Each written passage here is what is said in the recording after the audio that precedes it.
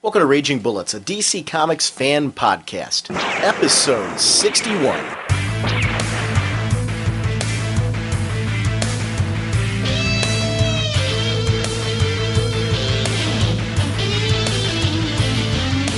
Welcome to Raging Bullets. I am Sean Whalen, Dr. Norge on the CGS forums, and I'm joined as always by my co-host Jim, Dinah, yes Ollie, get me my damn bow. So says the sensei of the Whatnot Segulin and Earl of butt-kicking bowmen in the DC universe.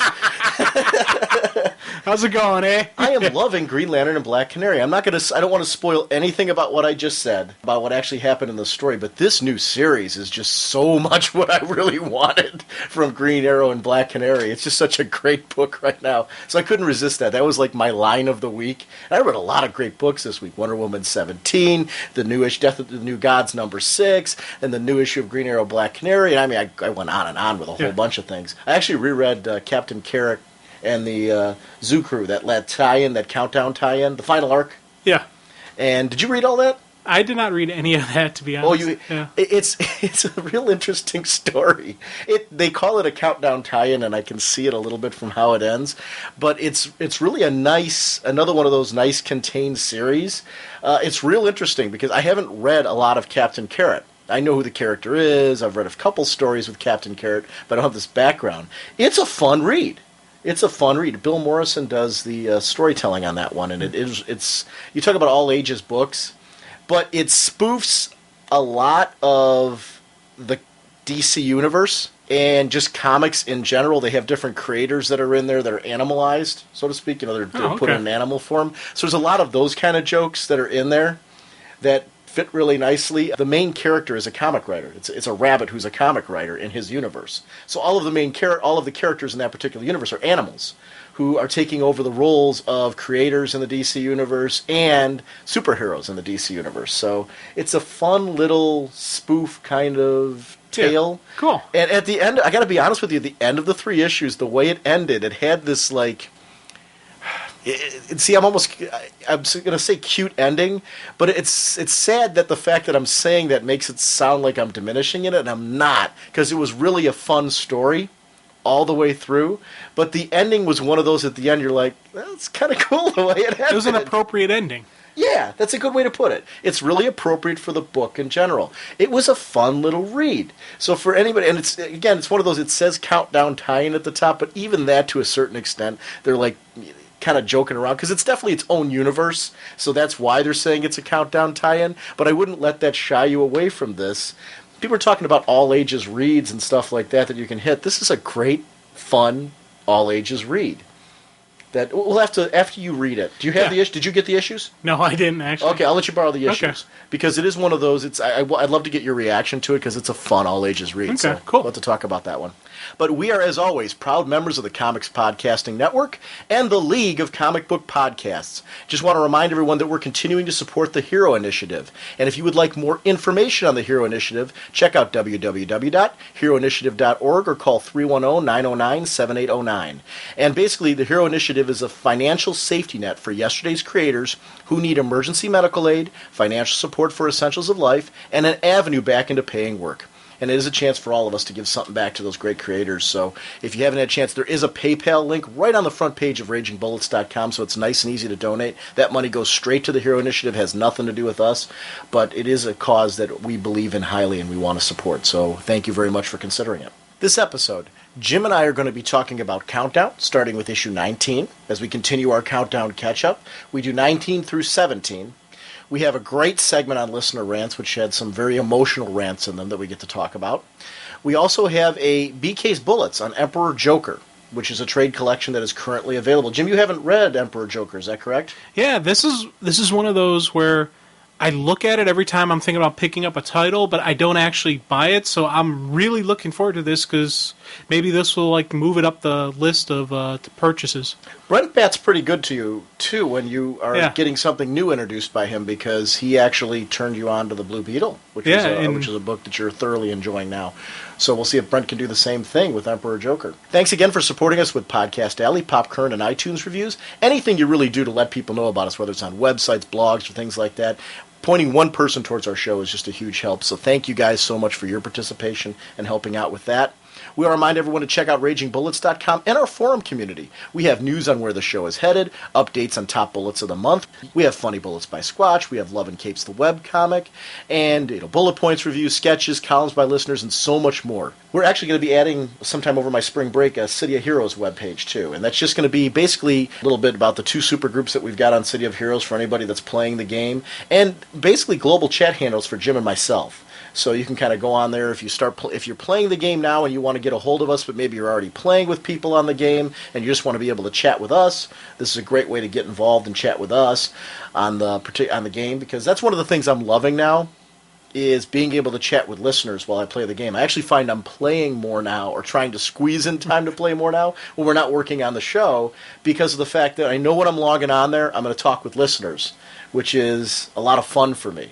Because I had a Myron Rumsey. I just had a great conversation with him on there. Mr. Soul from the forums and his girlfriend are both part of our supergroup. I've chatted with them multiple times. Raph from Geeks Unite.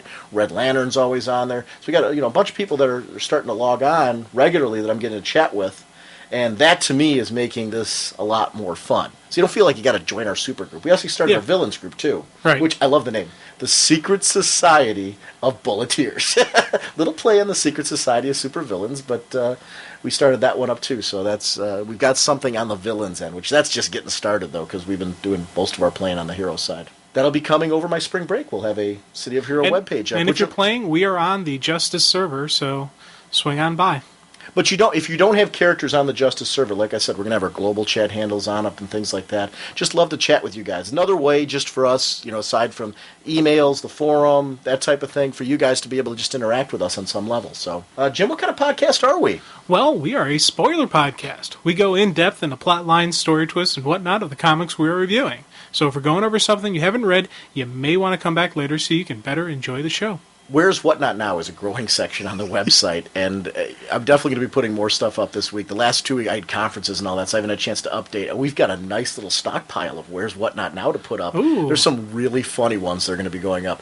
So definitely when you hear this episode, go check out that section of the website and see the sense of humor of our listeners, because there's some pictures of you, some pictures of me, and it's...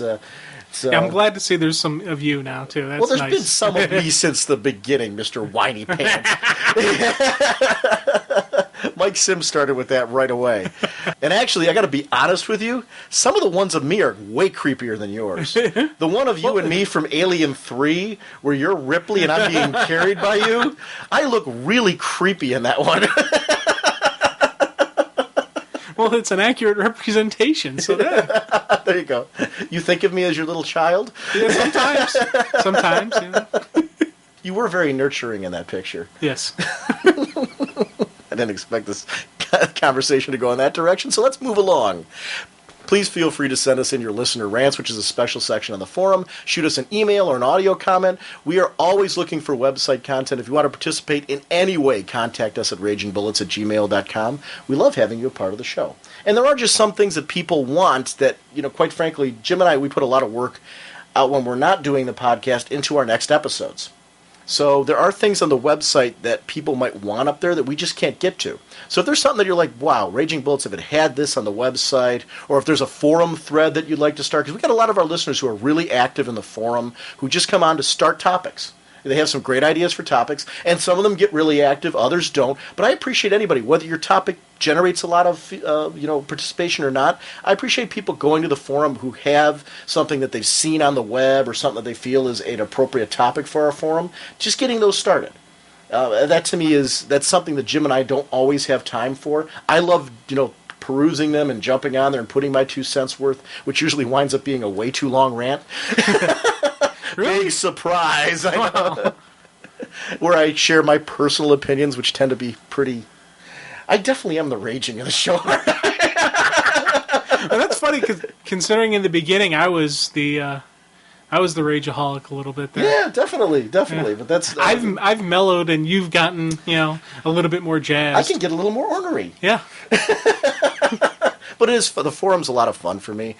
Just logging on there and seeing new threads started, and it's really kind of got a life of its own, which is something I want to first of all shout out the Comic Geek Speak guys, because it's kind of carried over from their forum.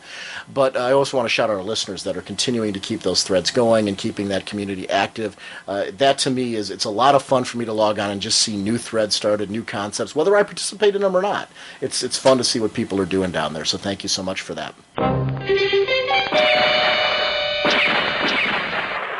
Jim, let's go ahead to some of our listener rants. Our first one's from Buddy Blank, who's our friend Art Lyon. I am really enjoying Death of the New Gods, not the deaths themselves, but the series. After Sean and Jim raved about it, I pulled it to the top of the stack, and it's awesome. I initially overlooked it. I'm not a Starlin fan per se. I've liked some of his past stuff, where it's coincided with other titles I was reading, but I've never sought his work out. Some of the aspects of his art just rub me the wrong way, but looking back, he handles Cosmic better than just about anyone. Also, I didn't need another Countdown Crisis tie-in. I've got too much to read as it is, so I figured Starlin, tie-in, Tachyon, Then the guys had it hailed repeatedly, so I gave it a shot, and it is now one of my favorite DC titles. It's giving me something no DC title has ever done for me in a long time, if ever. And I can't describe what it is. Maybe it's the 70s Starlin burned into my retina, but it feels like a Marvel comic or like a comic book from outside DC, which is kind of how it should feel. Events are unfolding on a whole new level here, a level not covered much in Countdown, but is obviously central to the ongoing Crisis storyline.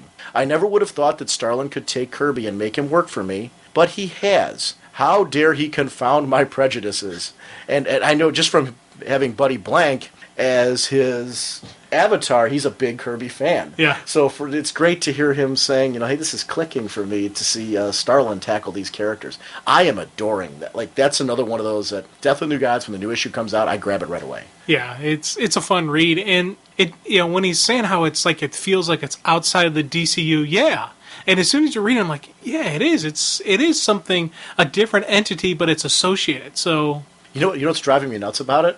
I'm loving it so much that I'm like, this is a mini-series. I hate that. But what I'm liking is, though, it seems to be the case. It seems like a Starlin Cosmic series is followed up by another Starlin Cosmic series. So I'm taking this and putting it in my budget as this is an ongoing. Yeah. Where it's just going to be a repeated series of miniseries that are coming out because, there's already been another one announced. I want to see him with Hawkman so bad because he so nailed the New Gods for me. So it's like, let's go. Let's keep going.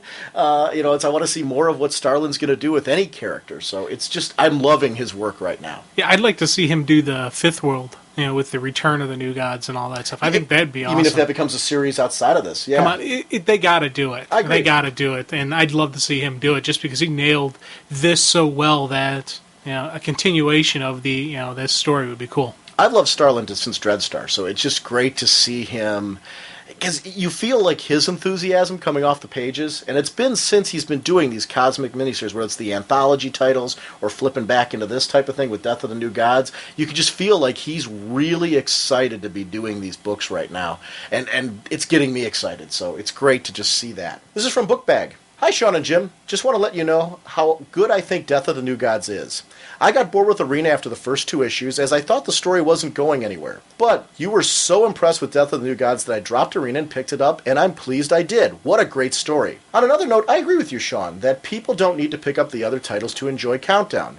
But I think the problem is that comic collectors are always frightened on missing out on something. I know I am. This is one of the reasons I love your podcast so much. Even if I miss an issue or I'm not picking up a title, I can still follow the story. I've been setting up a website which I initially started with the aim of trading comics, but to be honest, the take-up was so poor that I nearly stopped doing it. Now, however, what I try and do is write notes on each DC Comics issue in the main DC universe that comes out, so that if someone wants to jump on a title, they can just look at the notes from the previous issues and get right up to speed. It's reasonably easy to write notes on the issues that I buy, and there are a lot of them, but obviously it's difficult on those titles that I don't buy. So here's a plea. If any of the listeners or forum readers want to send me notes on any of the DC issues that I've not covered, I'd be delighted to add it to the website. Obviously, I'll include the author name. I'm only looking for a story breakdown, not a critique of the story, so hopefully that will make it easier. Anyway, if anyone is interested in contributing or just wants to get up to speed on stories, the website is www.bookbag-cc.co.uk, and there is an email link on each issue of the page. Thanks for anyone's help, and keep up the good work, Sean and Jim, and that's from Bookbag. And I will make sure to put a link to that on ragingbullets.com. I think that's a great Yeah, idea that's cool. because that is, I think sometimes people are intimidated to jump on a book because they feel like, oh, geez, I don't know the backstory or anything like that. So it's nice to have a site where you can get synopsises, where you can go back and read those. And a lot of times a good synopsis will encourage you to actually decide what books you want to pick up in back issue format. Because if I see something that's really cool in a synopsis, I want to see the art. I want to see the story. I want to see how it was executed in the book. So it's great to have a site like this growing that is going to provide that opportunity. So I'll make sure to link to that on the episode 61 links. So that way if anybody wants to participate in that, that would be great. All right, this one's from Matthew Guy. Late Superman books. Superman Confidential 5 months late on the first story arc makes me learn if it has a super team behind it means that it'll be super late. Kind of like Superman turning into an evil Superman with an accident after he was at the ceremony, then is affected by tar kryptonite as the police and the fire department say to him, if you were here just a little sooner, Superman and Superman 3. What is the point anymore? I dropped the book with issue 11 as Superman didn't make it in time for me to care about the series anymore. The Chloe Sullivan character was to be introduced into Superman comics, but at the last minute, it is not going to be in them for no reason. Why tease me, Dan DiDio? It was a lame move to get me all hyped up and then not deliver on what you promised to do. Have all the I's and T's crossed in the future before announcing another super event in comics. And then he has a link to the Newsarama forum where the thread was initially. The last Grandson arc was slated to be finished as of May 12, 2008, and I'm not holding my super breath on this one. John says it's the Adam Kubert fault for the delay. Point being, if you solicit the arc and you have a job to do, do it. I'm sick of all the delays and excuses anymore. 64 pages at $5 is not going to buy off the lateness for Action Comics Annual number 11. If the real world, if we were months late at work, we would be looking for a new job and the pink slip was handed to us long ago. And he has another forum thread link on there. Superman's 70th birthday is not starting off so super in my opinion. With all the delays of the Trinity books last year, there needs to be a person over lateness on the big books to do their job. Because fans that like to read Superman issue form are irked to the max when they have to reread the arc because it's been so long since the last part of the arc came out. Time to get a super grip on reality, DC, because this Superman's fan patience of 20 plus years is getting on the low. At this point, with all the super late books, no matter the reason behind it, late is not great. P.S. I am also not thrilled that the Superman movie sequel is being pushed back to either 2009 or 2010 because of the writer's strike. Wow. I guess what I would ask on this, it's one of the things I've asked for on the show before. Could you balance that out a little bit about what you are enjoying? I mean, okay, I get it that you're a Superman fan. I think that's fantastic. I mean, but as far as the Last Sun story arc goes, they've addressed that in the sense that they put a new art team on the book, so that way the book's back on time again. And the Bizarro arc was on time, straight on through right now to the Legion arc, which has been on time every month. I'm really enjoying Johns' book right now. I think it's great. I totally agree with you. I'm to the point, and I will honestly say that I'm not at the point where I do even care anymore about the Action Comics Annual. I'm going to read it. I'm sure I'm going to enjoy it because I like the original story. I'm not excited about it anymore. So I can see his point there. I don't know where you're at on the annual. Like, are you salivating for that annual now? Oh, no, I'm not salivating. But, for me, I don't know. It's, in a way, I can understand the little disgruntledness that you have with these, the late, especially if, Superman is your guy. Like, for example, if Robin was constantly late every week, or if Teen Titans was late every week, if All New Adam, I would be... Right. I would be more enraged, but I'm not enraged. I like Superman. I enjoy the reads, but if it's a month and a week or a month and 2 weeks between issues, it's not going to throw me over the edge. Let me ask you a question though. Do you like how they handled it? Do you think that do you consider Action Comics right now still a late title? No, I don't at all. When was the last time you considered a late title? I'm like listening to this rant about Action Comics and I'm kind of like, all right, Last Sun was late. All right, but he's totally ignoring the fact. That's my only issue with it. Like, I understand his point about Last Sun, and yeah, that's irritating, the annual. But he's totally leaving out the fact that the Bizarro storyline was on time, and so has this whole Legion arc. And we've got a couple bonus issues in there as well. Basically that tied into Countdown. So they've more than made up to the Superman fans Like, I really liked all those issues, and I thought they were a lot of fun. I liked the Jimmy Olsen stuff. I mean, if you disagree with me, please, go ahead. I'm just throwing out my 2 cents. What do you... No, I'm agreeing with you. You know, I would definitely I definitely noticed the lateness of the Last Son, titles, and then when it just jumped and like, we'll end this, we'll finish the story arc in the annuals. That kind of like, I was a little irked by it, but then I'm continuing reading. I'm like, oh, these are cool stories, okay, and I once again back to the same. Oh, okay, this is neat. So it didn't like. I noticed it, but it didn't really anger me. Now, the interesting part is when we talk about Superman Confidential, they handle both of these titles in the same way. They recognize that the particular arc was going to be late in ending. And rather than leaving the fans hanging without good, solid Superman content, they said, okay, we've got 2 ways we can handle this. We can either make them wait till we finish this with this particular set of creators, which, with that Kryptonite story, I don't know how you could have replaced Tim Sale as the artist on that book. Yeah, you couldn't have. So it's either you put a fill-in artist on that particular issue to end the story, and I don't want to see that. From a personal standpoint, I agree with his annoyance that it was late, and I think they know in the future that if they're dealing with Tim Sale, that they'll make sure to get it in the can first before they do that. They seem to be heading to that particular trend.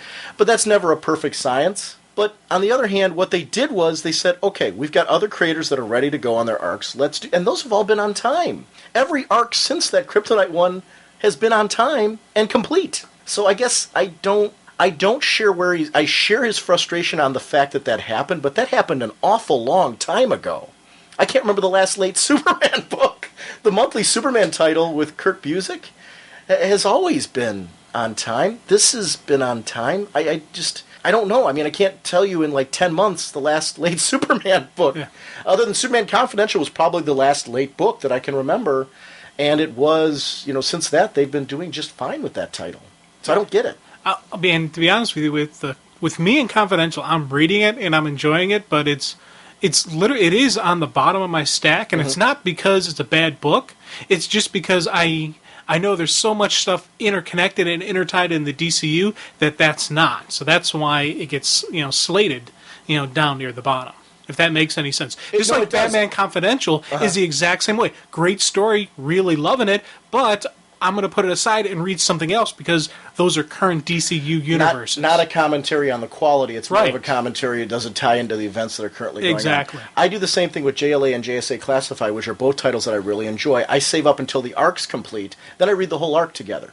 Because I know that I don't need to know the events that are currently going on to understand that. But I actually, to be honest with you, I really enjoy the Confidential books and the Classified books because sometimes I just want to read something that's a little outside of everything and just enjoy it. And that's where those books are for me. So they're a really important place in my stack. But I agree with you. They tend to be, and I'm leery to say bottom of the stack books because it sounds like you're criticizing them. It's not. They're more side of the stack books because they're like kind of their own category because I deliberately collect those till the arc's finished, then I read the arc. And I usually always enjoy them. They're a lot of fun because they are outside of everything, and it's kind of a, for all of us that go continuity crazy, where we're kind of like, every title's connecting and trying to keep them in place. It's nice because you can just read those and know that they're not interconnected to anything. They're just nice, really contained stories, and the creators change all the time. So because of that, you're getting fresh stories with different characters, especially in those JSA, JLA ones. The character sets that are in them are changing every arc, which is really a lot of fun for me to see a different exploration of different eras. So, are you picking up both of those titles as well, or are you? I'm getting JSA, not JLA, Classified. Really?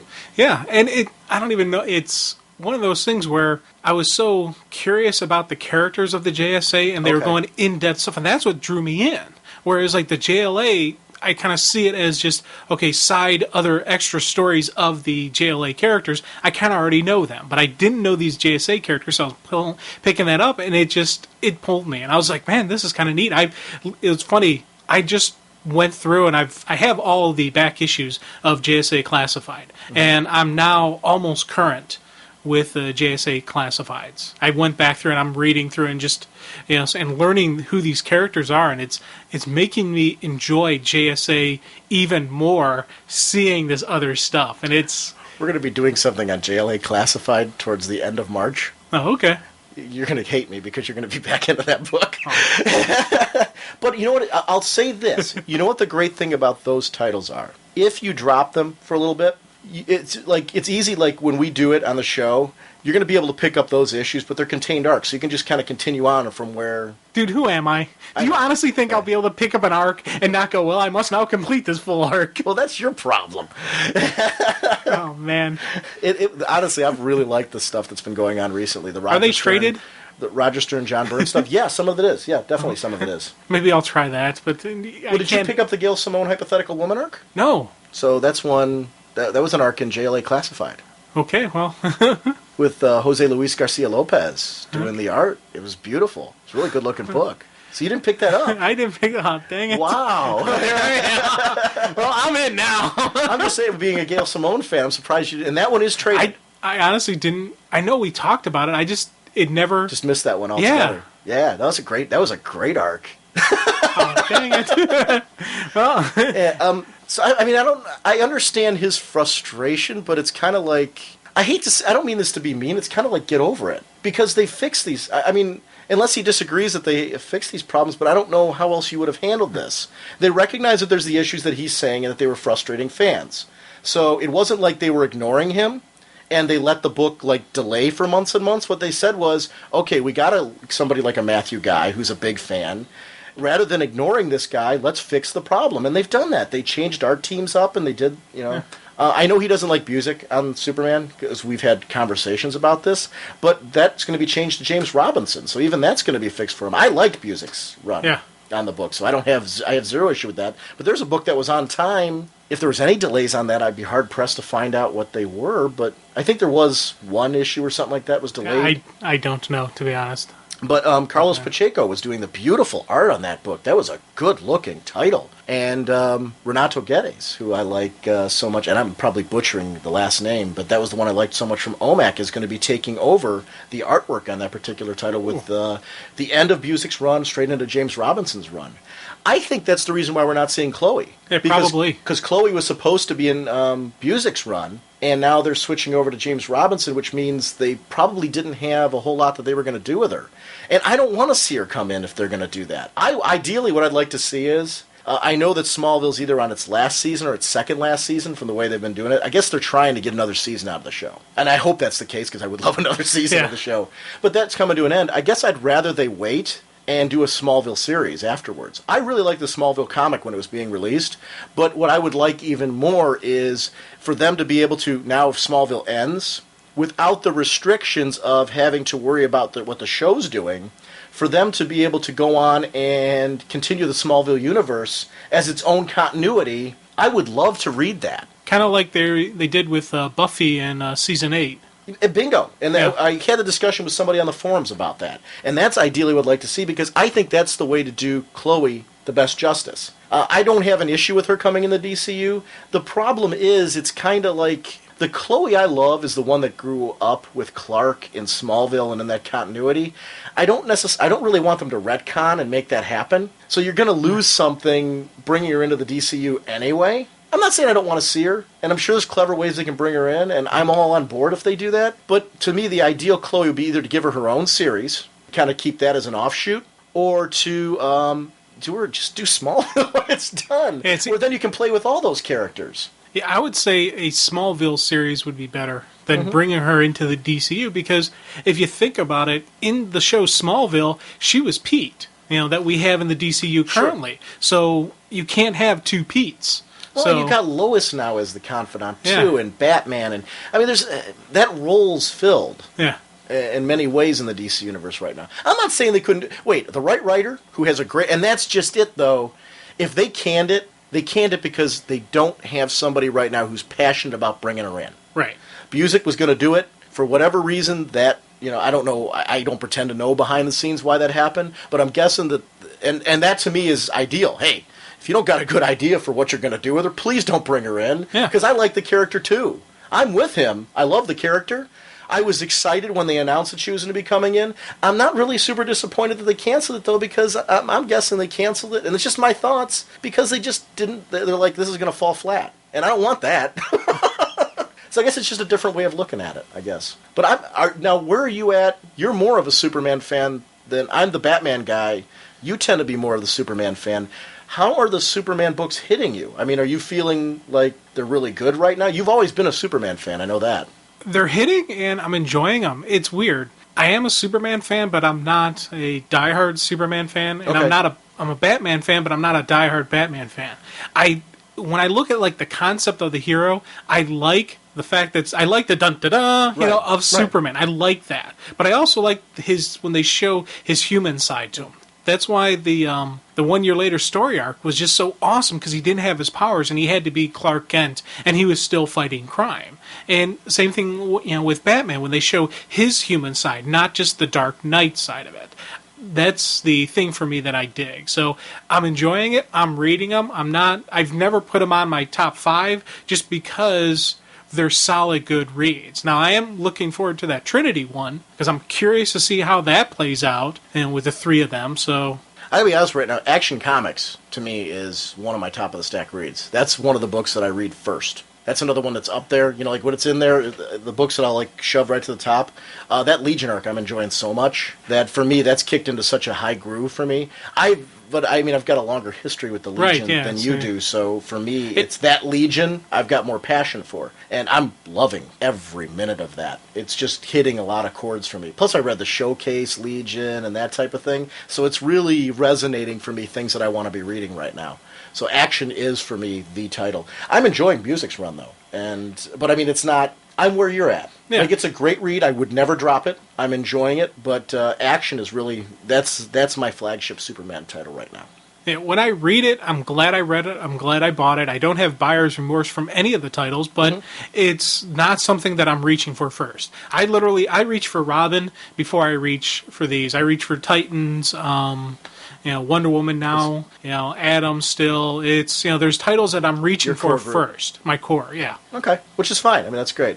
I just let me ask you this question. He talks a lot about late books. How angry do you get over late books? I'm being honest. I mean, I'm not like trying to say there's a right or wrong answer to this. I'm just curious because it's an interesting topic that comes up a lot. I don't really, because I'm kind of a cheap son of a gun.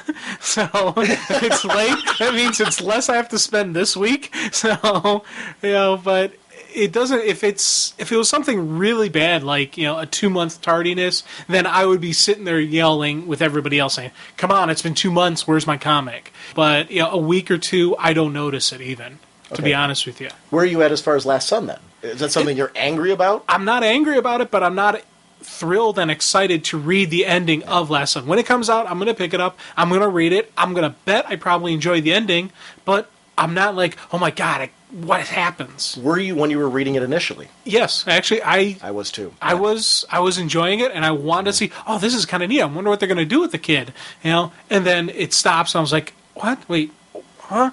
And I was at first a little confused, and then I realized what's going on. I'm like, oh, okay. And I was like, so it did take away some of my enjoyment of the arc. Right. But it's nothing that I'm ranting about because it's not my, I'm not angry, I'm sad. Because I was really enjoying that. And now I will read the annual when it comes out, but I don't have that excitement that I had when I was reading it initially. Right. And I'm sad for the creators involved with that book because that's been lost for me. But I'm definitely going to finish it. I liked it enough that I'm going to finish it. I'm sure it's going to be very enjoyable because I liked what I read so far. I also don't see what else they could have done. I mean, it's a live and learn kind of thing, and it looks like they're trying to address that. They're shifting creative teams around. They're not ignoring this stuff, so it's an interesting topic. I'm glad he brought it up. I don't have the same feelings that he does about it. And it's not because I'm not a Superman fan. I would say the same thing. Batman's my guy. I would say the same thing if it was Batman. I would say the same thing if it was... we had issues with Batman where it was late because of the art. Or I don't know if it was the art or if it was the writing for that one. I don't care. I mean, it's the same thing. Those were issues. I'm a fan of fill-in issues, though, versus not having anything there. Like what they do in Detective Comics. Yeah. And it's just me, because I like reading Batman every month. And I mean, you can disagree with me, so feel free to... I just want to finish my thought. On the Dini run, for example, because Dini, I guess, was doing with Countdown and, with with the stuff that he's doing, Madame Mirage's other obligations and all that, I think what ended up happening was there were months where he couldn't write Batman, Detective Comics. So there was fill-in arcs. I enjoyed the fill-in arcs. Now, did I enjoy them as much as I enjoyed the stuff that Dini's doing? No. But I was glad to have a Batman story there to read. I thought they were good stories as opposed to great stories. Whereas the Dini issues, I typically feel they're great stories. So for me, I would rather have a good Batman story than no Batman story. Now, I would rather have a great Batman story with Dini writing it, but that's, I guess, I would prefer that they handle it the way that they are doing it versus giving me nothing. Grant Morrison's run on Batman I'm really enjoying as well. Same thing. If there's a reason why Morrison can't, or the creative team can't get the title out, I guess I'm for the company having some planning in place where, hey, we're going to put in a couple fill-in issues here to get the creative team back on track so that way Batman readers have that Batman story they can do. So I grew up with that. That was always the way it was handled in comics. There were fill-in issues, there were fill-in artists, things like that, to give the creative team a breather, a chance to catch up, and to just get us back to the ball rolling again. So I never have a problem with that. I would prefer the regular creative team, but I would prefer a good story versus nothing being there. So I guess that's kind of where I'm at. There's a definite difference in story quality, I agree, when there's a fill-in issue. It's just that. It's a fill-in issue. It's a good story. Let's move along. I probably won't read the fill-in issue again, but I was glad I read it the first time, and we move along. See, I'm kind of the school. Part of me wishes that if the creative team knew there's going to be some problems, like in part 3 of the third arc, they say, okay, throw in a filler issue before we launch 1 and 2. Mm-hmm. That way you have your filler issue, then gives them a little bit more time. Now, I don't know the creative process, how long it takes, how far in advance, when they actually know these things are going to happen, or any of that stuff. And that's part of the thing with me that I'm in awe that people can actually just create these things just out of air. It's easy to come up with a concept or an idea, but it's really tough to actually create that concept, give it life, in the story, then the art, and then all these pieces that come together. So that in itself is a major feat. So I can understand why they're like, well, we're chugging it out. We think we're last minute, they don't know. Oh, okay, then let's get the filler in. We have this on standby just in case this happens. So I like that it is every month I'm getting my title. But see, if I knew more of the backstory behind the actual creation process, then I'm wondering if they could see it, how far in advance they can see that there's going to be a problem. And if they can, then throw it in before and like that. I guess for me, and kind of going off of what you're saying, I agree with you on the sense that I would rather, if it's a 4-part arc, for example, I would rather see that arc completed and then do the fill-in issues. Because at least then you've got like a conclusion of the arc. Even if that arc was leading into something new, there's kind of like that natural breaking point and then a couple fill-in issues there to give the creative team a chance to reboost.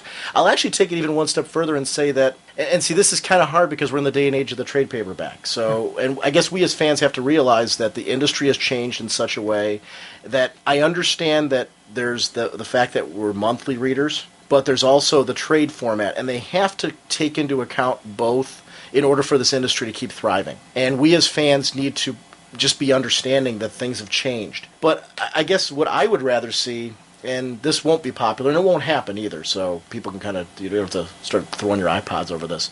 I would rather see it part 3 if they know that the art's running a little slow on it, have a fill-in artist on part 3 to keep that story going, and then have the main artist finish part 4 or something like that, than to jump and throw in a fill-in issue there. Does that make sense? Yeah, it makes sense. And on some stuff I could agree with that. Mm-hmm. On others, there's some art that you can't have a fill-in. Sure. It's where the art is actually as integral a part of the story as the actual written words. You need that flow. So you can't do that. But if it's, I'm trying to throw on a title where I could see them doing it, and even that I'm not. No, you know what? I'll to verify what you're saying, I would have gladly accepted a delay on any issue of Hawkman that Gray and Palmiotti was doing to have Joe Pennant on every art issue. Yeah, see? So, that's a great example. It depends probably your attachment to that particular artist.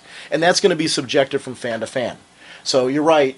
I make that statement right now, but I make it with a statement but. Yeah. So I don't know, because that was my Hawkman artist. So I really love now going back and rereading those issues. And the issues with Joe Bennett are the ones that perk me up just a little bit more. Just because I really liked Joe Bennett's take on Carter Hall. So for me, it was something that just kind of resonated with what I wanted to see in that book.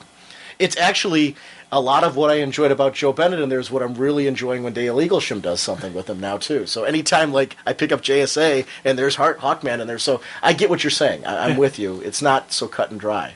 It's an interesting discussion. It really is an interesting discussion, and it's an interesting case in point. I guess I'm not bitter about it, because I think that they addressed the fans' concerns, and they did fix that. And I'm really enjoying the Superman titles. So, I don't know. I guess it's just a difference of opinion, but I'm glad he voiced it. I'm sure there's other people who might agree with him. This is from Skajam. New threads, so we need some new rants. And this is from Showcase Presents Adam Strange Volume 1. The first Adam Strange story appeared in 1958 in the Showcase series, but quickly switched over to Mystery in Space. Mystery in Space was an anthology title that featured short science fiction stories in which an intrepid scientist or explorer would face a weird menace and overcome it by a combination of brains and courage. Adam was in many ways the epitome of this story structure. As first seen in the first story, Adam Strange is an archaeologist working in South America.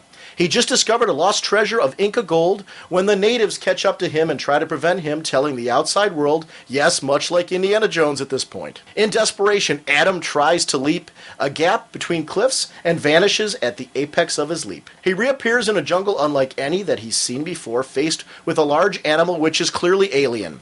Adam runs and is rescued by a girl in a strange flying machine who speaks a language unknown to him. The girl takes Adam home, teaches him her language with a convenient learning machine, and introduces herself as Alana. Her scientist father, Sardath, has been sending Zeta beams towards Earth for the last few years in an attempt to contact any civilization there. But instead, somehow they become teleportation beams, and Adam was risked to Ran, and a planet in this Alpha Centauri star system. Ran used to be even more super scientific than it is now, but an atomic war 1,000 years ago bombed the place back to barbarism. Now Rand is divided into small city-states, ranging from fiercely Stone Age superstitious warriors to the enlightened and scientifically adept Ranagar, where Sardath lives. Alana and Adam quickly take to each other, and Adam enjoys exploring his new home. But then a mysterious menace shows up, and only Earthman's combination of stalwart courage and sharp thinking can defeat it. Sadly, shortly after his triumph, the Zeta charge fades and Adam is returned to Earth to await the next Zeta beam strike. The fact that Alpha Centauri is the only visible from the southern hemisphere, and thus the Zeta beams only strike below the equator, was explained in a text feature that is not included in this volume. And it's several stories before this is mentioned in the comics themselves. One nice side effect of this is that Adam is often seen in exotic locales few American readers of the late 50s would have been familiar with, and writer Gardner Fox got to show off his research. As you might expect, the stories are somewhat formulaic, as Adam travels to meet a Zeta beam, is transported to Rand usually, and must face some weird menace. He overcomes it with a combination of thinking and action, and then fades back to Earth awaiting his next chance to see his sweetheart. Ringing the changes on this formula was a vital part of keeping the stories fresh. It cannot be emphasized enough that Adam Strange is a thinking man's hero. His weapons and gadgets that he uses are available to any Ranian, but his brain is very unique. There's even a story in which an alien hero tests Adam to learn what secret of success is for him, and is using his brain. The attitudes within the stories are an interesting mix of progressive and old-fashioned. Cooperation between different peoples is demonstrated with the improbably hued aliens, but no humans of color have an important or useful role within the stories. Alana is the only woman who has more than one appearance, and sometimes the only one who has a speaking role. But she's depicted as a hell of a competent one. Often the person who manages to keep Rand in one piece until Adam can show up and save the day. One final quirk to mention. Since Adam Strange is effectively a superhero to the people of Rand, he must keep a secret identity by never letting the people of Earth know of his adventures. Or so he claims, and this causes some difficulties when he must catch a Zeta beam in a public place. Overall, some sterling Silver Age work by Gardner Fox and a selection of DC artists. Highly recommended, especially if you're enjoying the current Countdown to Adventure series. You know what? I haven't read this yet either. I've got this volume, and it's one of those that is on my top of the showcase stack to read, because they're 500 pages long. I'm really loving when Skajam does these, though, because he really puts a lot into these, and I like that he threw in a little bit about the text bit that's not included in this volume. So he's done some background research, either through his own reading or just from what he's done in the background of these, but there's really a lot of passion in these, and this is the kind of thing, this to me is what the listener rant thread is all about. There's things that we just, because of the fact that I can't read all 500-page volumes of the Showcase series, to have a listener taking selected works and things like that and branching out and doing this stuff, Jim, is great, because he does influence which books in my stack. It's funny, after he does one of these, I typically take the thing that he's talked about and I move it up my Showcase stack of to read piles. But I'm loving the cosmic stuff so much right now that this is going to be the next one I read. I know. I'm trying to avoid picking up these showcases, but I want to get them. Mm-hmm. These are the. I'm like, I know once I start buying showcases, I'm going to go through and and I'll start snagging them all up. And I'm trying to avoid it just because I am a cheap son of a gun. But I'm like, cheap though. Dude, I'm really cheap though. I'm looking at how much I'm spending on comics, going, oh Man. You know what, though? It's funny that you mentioned that, though. These are great books for the local library, too, like showcase volumes. These should be library collected. In the sense that this would be a great thing to be a part of a library. Archive editions, all these things, these books are ones, librarians have a budget. So, if you're in the boat that Jim's talking about, not even just to forget the cheapskate thing that you're putting yourself down, just say if you're on a budget and, you're trying to keep, because you're trying to keep a budget's what you're saying. I'm trying to. Yeah, and it's not working. But I know, I get the point, but you're sitting here and saying, okay, this is something else. First thing I would do is, this is where these rants work for me. Because here's somebody who's reading Showcase Presents Adam Strange, and he feels inclined to rant about it in detail. Now, somebody who is considering picking up this volume or one of the other ones that he's talked about can listen to his rants on the show and make a decision as far as which Showcase volume they want to grab next, And maybe it's, they can afford one volume a year or one volume every 6 months. And they can pick and choose that based on what they're hearing from other listeners of the content. So it's cool, because this is 500 pages of content. He certainly didn't, tell you all. And that was a great rant. So it's good, I think, for people who, like yourself, are in a position, either time-wise or money-wise, are saying, so I wanted to give him a shout-out, because I really appreciate when he does these, because they take a lot of work, and they kind of get me jazzed. So that's what I like about this section of the website. This is from JD number 74. I was listening to who you think would be Spock and McCoy, and here's my answer. McCoy would be Oliver Queen, and Spock would be Barry Allen. After all, Hal, Barry, and Ollie is my trinity. Batman? Whatever. Superman? Nope. Wonder Woman, not even close. My trinity is Hal Jordan, Barry Allen, and Oliver Queen. These three make such a good group, and I think they make a better trinity than the official trinity, and that's just me, though. You know what, Jim? Why don't we stop right here, and I want to thank everyone who's participated in Listener Rants so far. We will either go to emails or Listener Rants at the end of the show, depending on our time right now. But we got a lot of countdown to discuss. But thank you to everybody who's been participating in this, because this is the kind of thing, that's what Raging Bullets is all about. Get those rants out there. Whether they're angry rants or they're happy rants or whatever, just thank you for participating with all those rants. So everybody today who participated, thank you.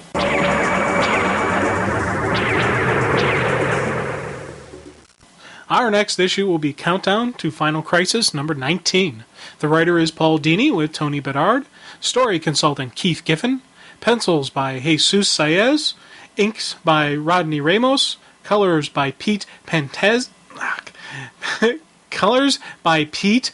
And if anybody knows the correct pronunciation of Pete's last name, it's really that it's not that we don't care. Anytime this happens on the show, where you hear us stumble over this, if you as a listener know the correct pronunciation and can send it to us, or if you're a creator and happen to just you know him and you happen to know that, please don't hesitate to shoot us a quick email, just with the pronunciation if you want to, because it is something where we respect these people and we want to try and get it right, and it's so hard.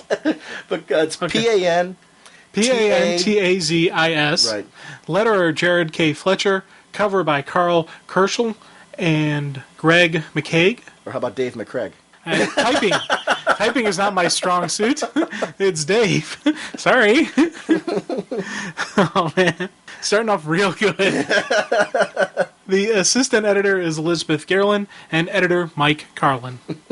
The issue opens up with Piper dragging a dead trickster. And and the cover opens up with that. Yeah. And wait, not only that, on the cover, the trickster is getting eaten by vultures. He's like, oh my gosh. And the grim look. See, it's so interesting because this was so went into it. They really fooled me on this. I thought Piper was the one that was going to be worm food, not trickster. Yeah. So this was like I really enjoyed this story because I spent the whole time really worrying about Piper, and I never assumed that the trickster was a target. Yeah, and I was thinking in my head, okay, they kill off Piper. What would Trickster do? Is that going to maybe turn Trickster, or then he's just going to be himself and just disappear and say, oh well, so much for that, and move on? Or I was curious to see if we'd see a growth in Trickster, but I'm kind of glad that they did this because Piper is he is the more emotional person. He's dragging a dead body through the desert. I know. Come on, You know what the funny part is, too? I completely forgot there were two tricksters during all this. So you think it would be even more apparent that the trickster was more likely to go because there were two of them? But it never even dawned on me that there was a newer trickster that had been around during, the John's run on The Flash. So it's just really interesting to see how this story went. I like the art a lot in this issue. This was really, really beautiful art, especially with the opening page that you're mentioning. It's just really detailed art that looks really sharp. There are a lot more issues of Countdown. I don't know if it's just maybe because the story content's heating up too, because I've liked the way that the storytelling's been going on this. That's probably something we should clarify. When we talked, we had our hefty Countdown discussion where we talked about ways that the minis could have been fitted in. And there was a lot of debate on the forums over, I think people have different experiences with Countdown. Have you enjoyed Countdown all the way through? Yeah. Okay. Oh, yeah. I think there was a confusion when we had that discussion where people were thinking you were saying that because you were saying how to fit them in because you didn't enjoy something about the series up to that point. Were you having that experience? Or No, not at all. I was actually thinking of, the way the most common complaint that I read was that it didn't always have that bang for the buck. Mm-hmm. And I was thinking a way they could have added that to the people who weren't enjoying it maybe would have been that. Throughout this entire thing, I've enjoyed this story. There's some issues that I was like, wow, that was a really awesome story. And I'm noticing as the numbers are decreasing, it's getting more boom, boom, boom, boom, boom, boom, going. And I'm more glued to it. But I never once didn't enjoy Countdown. I liked it throughout. I was enjoying what I was reading. I liked the build and the tell of the story. I threw that out there as would this have made things more enjoyable for you who's not enjoying it? And I guess where I was playing devil's advocate in mind, first of all, I shared a lot of my own personal passion opinions were, so I will admit that was in there too. I was coming from the standpoint, the most common complaint that I've seen about Countdown from people has been that there's been a lot of setup without payoff. And I was looking at a lot of the stuff, especially we were talking about Arena, Arena is almost exclusively set up to a lot of the stuff we're going to be talking about in this particular segment. Yeah. So I'm like, we're going to put more setup in there? How is that going to resolve what a lot of the complaints were? So I guess that's where I was coming from when I was looking at what people were complaining about. It is kind of hard because I think that's why I asked you that, because I think it's important that we both clarify. And I wanted to know if I was right in what I was assuming from you, because I guess I've been assuming all along that you've been enjoying it from the way we've been having our discussions. So I wanted to clarify that we've both been enjoying it all the way through. Yeah. To me, I guess it's even more verified as we get into issues like issue 10, which we're not going to go into right now. But I'll just say generally, there's some big payoffs in issue 10 that to me wouldn't have mattered as much if they had happened much earlier in the series. I think it's been that lengthy setup to the payoff that made it so cool. So to me, I guess I'm looking at it as it's meant to be a 52-week story, and it's meant to pace out that way. And I guess it's very different for those, for a lot of people that are used to maybe 6-issue arcs, where, and I guess that's where it's kind of different for me. I don't know. I guess it was an interesting discussion when we had it. But I wanted to clarify, I think, where we were both at, because I think there was some confusion on that. A lot of people thought that you were speaking from the standpoint of you didn't enjoy certain elements in the setup to everything, which wasn't the case. No. Okay. Well, the issue opens up, as we said, with Piper dragging Trickster through the desert, and we get some really cool images there with, you got the sucking chest wound, discoloration on not only the head, but especially around where the headshot was. That was some really nice art, and I was like, wow, and same thing, it fed right off the cover, too. I like when you have this cover, then you open up and bam, it's like a continuation or even similar to what you saw in the cover. So that, for me, was a neat little opening. And kudos to Pete, who we butchered his name in the beginning of this whole thing, but the colors in this particular segment with the sunlight reflection and the way that there was like a fade in and out. I mean, if you take a look at Piper here, to me, it's in a desert. And that whole sequence, it's really important to give that desert-like feel. And you see in different shots from different angles those sunlight effects on the characters. I really enjoy how that was handled in this issue. So there's some issues of Countdown where the artwork really stands out for me, and this one, just right from the opening, I was like, wow, does this really look cool? Yeah, Piper is still talking to Trickster. Well, technically he's talking to himself, but hey, he's had a rough couple days, so let's just give him a little leeway and let him keep talking to Trickster. Trickster's telling him that he should have stayed on the train, which does start another argument as Piper calls Trickster lazy. Like, okay, can you really call a dead guy lazy? He's not doing anything to help. Well, could he do anything to help anyways? He's dead. Well, maybe his fingertips could catch less on the dirt or something. I don't know. Really, he could be doing more to help. Yeah. He could bounce a little bit more as they walk along. I don't know. He could try. Who knows? It's all kidding aside. What I really liked about this segment is it's a high trauma situation. no, speaking for myself, you're dragging a dead guy. Not only are you dragging a dead guy, but you're dragging a dead guy who's attached to you by something that's going to blow up if it starts registering that you're both not attached. So, already a high-stress situation. If I was handcuffed to a dead guy, forget the explosives, if I was handcuffed to a dead guy and dragging him around, I would be really stressed about that. Because, he's decomposing, he's being eaten up, he's got a reek because they're in the desert. So, there's just a whole... not only is he smelling bad, but this guy's smelling 3 times worse. It's interesting. It's almost like he needs to talk to Trickster to keep himself sane, which I know sounds ridiculous to a certain extent, but it is kind of a way to keep your thoughts coherent so you can actually do the things you need to do to move on. I really, really enjoyed this sequence. Yeah, and you can see the heat and the sun and all that starting to affect him, and he's getting, heat stroke. He is getting heat exhaustion, and a lot of these things are symptoms of severe dehydration. So I like the fact that they're playing and adding on to that. Mm-hmm. As he's dragging him, Piper starts thinking about Keystone City, how there's probably the first snowfall is going on right now, and he quickly reprimands himself because the last thing he needs to do is think about something cold when he is so extremely hot. I'm just looking at this artwork. He's got his face in the puddle. Yeah. Just sitting there. He's talking to this guy, but you know what I love about it? His response is glub, glub, glub. Well, it was kind of neat going up to that segment. Piper, goes into a little bit of shade, and he pulls out his flute, and he actually has to keep playing the flute to to stop the countdown timer on the explosive on the bracelet.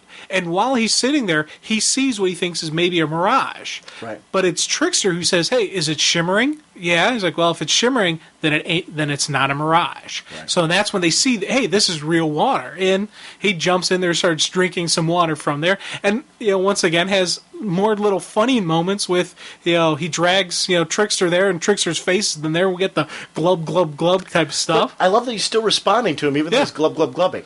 Yeah, which is I just think that's great. It's such a fun segment that still the humor in that segment, and that's what's been so great about their relationship and the way that this is all worked out. It's like the comic book Weekend at Bernie's. The cool part about it is you still feel the severe, I'm still worried for Piper. Yeah. And where he's going to go and how this is going to turn out, and I'm really attached to this whole sequence. It's been one of my favorite storylines. Mary Marvel edges it out slightly, but it's, how do you compare that when, it's just been a tough. Great... I do like the fact that this story does jump between different storylines. And you get a few pages here and a few pages there, but then they'll take a whole issue and devote it to one storyline with just little cameos from the other storylines. The pacing to me is really picked up and improved, but I think it's been over time. So one of the other things I liked about that that water sequence with Piper and Trickster, once they're to the water, life is a little bit less bleak for them. Mm-hmm. So once again, there's more jovial banter going on between Piper and Trickster as Trickster requests Freebird, and he's like, "No, I'm not going to play Freebird." It's just little funny moments like with the glub glub. You're seeing more than just Piper go insane. You're kind of seeing a glimmer into his personality, what he's dealing with, and when it's really bleak, then Trickster will be really bleak. When things are looking a little better, Trickster will be a little bit funnier. You know what the funny part is with the two of them? I wonder how far Piper would have made it if he wasn't attached to Trickster. Because it seems almost like he's relying on, at this point in time, like if Piper had been thrown out himself and in this situation, I don't know. I like the fact that you've got a question right now. He's surviving because he's still talking to this guy. Yeah. It's keeping him sane. Which sounds crazy, but it is. It's like Wilson from Castaway. Yeah, exactly. He is very much. We've talked about all this before, but in this case, he's keeping him very sane. I like this. Really, really like this. This leads us back to the Challengers as they watch TV and hang out on Earth 51. Definitely, this Earth is completely different than our Earth, as Liberty Bell is the president, and secret identities have completely just gone the wayside. And it looks like everybody knows who a superhero was, what they did and whatnot. And even Jason has some comments how it seems like this is a perfect world. There's no crime, war, poverty, and whatnot. So things are, when you got even Jason saying, "Wow, this looks like a pretty neat place to live." Wow. It's kind of lets you know. And that's, for me, I like the fact that they went through such great lengths to explain that, yes, this is a perfect world. This is paradise. And especially with what happens in the next couple issues to Paradise, I was like, wow, this was the perfect world to do this on. Right. And it actually, what it really showed to me too is, it's the reason why comics need to revamp villains every so often. It's the reason why comics need to change up and modernize storytelling a little bit. It's to keep it interesting. Because this is great. It's cool to see as Earth 51, but I wouldn't want to read about Earth 51 every month because it's too perfect. It's cool to see, though, that our heroes, ideally, you want to believe our heroes could achieve this. So it's cool to see that it's possible for them to do it, because we rally behind these people. So for them to say, okay, they did it. They did it. They actually got to that point and they did it. How cool is that? But you're right. It's equally interesting to see what happens to this world as it goes on. And it was cool. It was really and as they're sitting there, of course, Bob is actually a little bit nervous in a way, because the monitors should have been right on top of them as soon as they arrive. But for some reason, they haven't pounced. They no longer have that 52 minute head start on the monitors anymore. So he's like, he's worried, and we need to find Ray. We need to find him now. So kind of a little, what's going on here? Back on Themyscira, they're reporting that Holly and Harley are missing. And Granny already knows this, and she lets Granny already knows this, and she actually lets the messenger, poor person, that she's had an eye on these two. There's a little too much spirit in them, especially the Robinson wench. Granny also isn't that pleased with the Amazon reporting, to her, and Granny and the Furies actually, drop their disguises. Now, the thing that surprised me was how, Granny was very understanding and compassionate to this Amazon, and let her go, get some milk and cookies. It's one of those things where you clearly see that Granny's at a point where she came here to build more female Furies. Her goals are not being achieved the way that she wants, so she's stepping up her game a bit, which is always bad news for everybody else. Yeah. I'm glad to see this storyline was kicking up, though, because I was ready to see a little bit of a bigger picture on what Granny's up to and what she's doing, and I really was... And how it intersects with the main universe. This is where, we're going to get into the cave segment. This is really what I wanted to see from this story. I wanted to see it build out of Amazon's attack into, okay, what was the point in that in the end? And it has become something more, and I like that. And I do like the fact, I'm joking around about the milk and cookies, obviously. Oh, no, yeah. Well, just letting anybody who's listening know. I do like the fact they didn't show exactly what Granny does. It leaves it to your imagination, where Granny just says, ease Granny's worries. This one is, been deemed unworthy. And Wait, not just unworthy, tragically unworthy. Tragically unworthy. Which basically means, she... worm food for this one. The Furies are just going to go off on her. Right. And I like the fact that they didn't show it, but you have in your mind exactly and you look at the things. Furies that are going to do it. You know that this girl is toast, and it is honestly... Hitchcock was really good at doing this, where he left things off camera a lot of times, that it was better to leave off camera, because whatever you imagined is far worse than what they would have put on screen. Right, exactly. And I love that. It's just a very well handled. This leads us back to Harley and Holly as they're exploring that cave that they found. Harley, throughout all this, is continuing just she's the comic relief of the buddy cop team.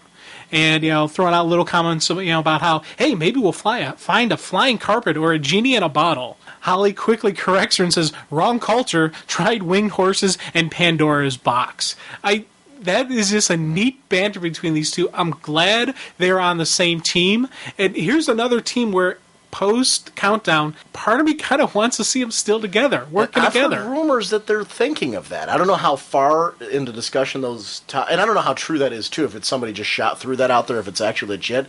I would love to see these two branch off into a series. You know what it reminds me a lot of? It reminds me of a good guy version of Harley and Ivy.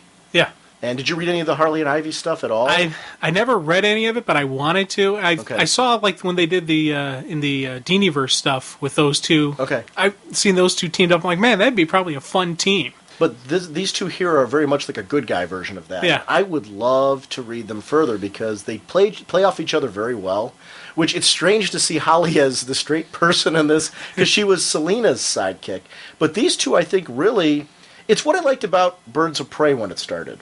They took characters who really weren't getting a lot of camera time and found a way to make them something more, if that makes sense. And that's why right now we're seeing Black Canary just as such a great character, because really the writers got to have a lot of fun with those characters because of the fact that they just were ready to break out. These are two characters that really a writer could have a lot of fun with, because there's a lot of room to grow with them. And I'm with you. I'm totally like, that would be a series I would grab immediately. And under the right creator's hands, these are two characters that could make for a very fun series. I love the Arsenal. Oh yeah, and as they're going through, they see the Arsenal, and that's when Hippolyta comes out of the shadows. And I like the fact that she steps out. The two of them immediately assume a defensive position. These are both two people who have trained in combat, so they know, okay, things are about to go down here, and I like that. And of course, Hippolyta is Hippolyta. She has a very regal presence to her, which, the sequence really read well for me. Everybody had their parts, had their play out that they did. Hippolyta had this queenly thing. Holly, was the, hey, we're not with the other Amazons. We left. And then you have Harley, who's still the comic relief. Like when Hippolyta says they're not real Amazons, I would know my own people. Harley's like, hey, how do you know? I'm Hippolyta, queen of the Amazons. I would know my own people. Well, how would you know? And just that little annoying little voice that you just want to reach and smack her, but you're laughing hysterically because it's some funny stuff. And another way that you can tell too, though, if you take a look at the way that Hippolyta carries herself. You're talking about how she looks very regal and how she acts very regal. You see it in her facial structure in this art. I mean, the artwork is so perfect for this issue, because just the way she carries herself from the close-up to her face, she looks a little bit more regal. She looks like, not in a cocky sense. Yeah, some people try to be commanding in a cocky way. In her case, it really is the presence. There is a presence here. So this artwork really just nailed that for me, that she's something a little bit more. Her movements are very fluid. There's not a waste in anything that she's doing. The way she's talking, the way she's carrying herself, all of it means something. And I really enjoyed that. Because we needed this, especially with Amazon's attack, how basically she was under the control of Cersei at that point in time. So we got to see her weakened, so to speak, in the sense that she was under somebody else's control. To see her back with her senses again, I was glad to see a book now that was developing her on her own. Like, it was nice to see her kind of away from the Amazons, where we could get to know her again, because we need this as readers at this point to reconnect with who the person really is when she's not being controlled by somebody else. And to see her go up against, this is Granny Goodness, one of Darkseid's, generals, his confidants. And, this is somebody that Darkseid looks to get things done. And Darkseid's a no-nonsense, no-muss, no-fuss kind of guy. Yeah. So to see her ready to go toe-to-toe with a Granny Goodness was, I liked it. And it was actually, you're talking about, that confidence, but without cockiness. She has that one really cool line, how she says it's ironic that Granny is posing as the goddess of wisdom, because anyone who would trespass against her is not wise. Something like that you can come across, as someone trying to toot their own horn. But with her, you believe it. You're like, I finally found someone who can take Granny. One-on-one, I'll throw my money on Hippolyta, even though it is Granny Goodness. But taking it one step further, from the way she carries herself and presents that line, that she's not saying it the same way Jason Todd would say it. Right. Jason Todd's saying it to get under your skin. Hippolyta's saying it because she means it. So, that's a great comparison of two different characters. Jason Todd could say the same line. He would be saying it in more of a, I'm going to get under your skin and really get you angry. She's saying it in a sense that, you understand why people would follow this woman. Yeah. And that's different. Like, these two, at this point, they're kind of like, all right, we're following her. Yeah. Right then. Boom. They're on her team. And, it's... Leadership is something that people try to teach, and they try to, in schools, college, and any program, what makes a good leader. There's classes all over the place, especially in the business colleges. There's what makes a good leader and management studies. The best lesson I ever learned in leadership is, you either have it or you don't. There's some people who are a leader, who people naturally follow. And there's others who they could know every single thing about a topic, but there's just something about them. You're not going, okay, what do we do? Those are the people that are the advisors to the leaders. and people just naturally shine to the leaders. You see that in Hippolyta, and that is a cool thing I was enjoying on this. That's great.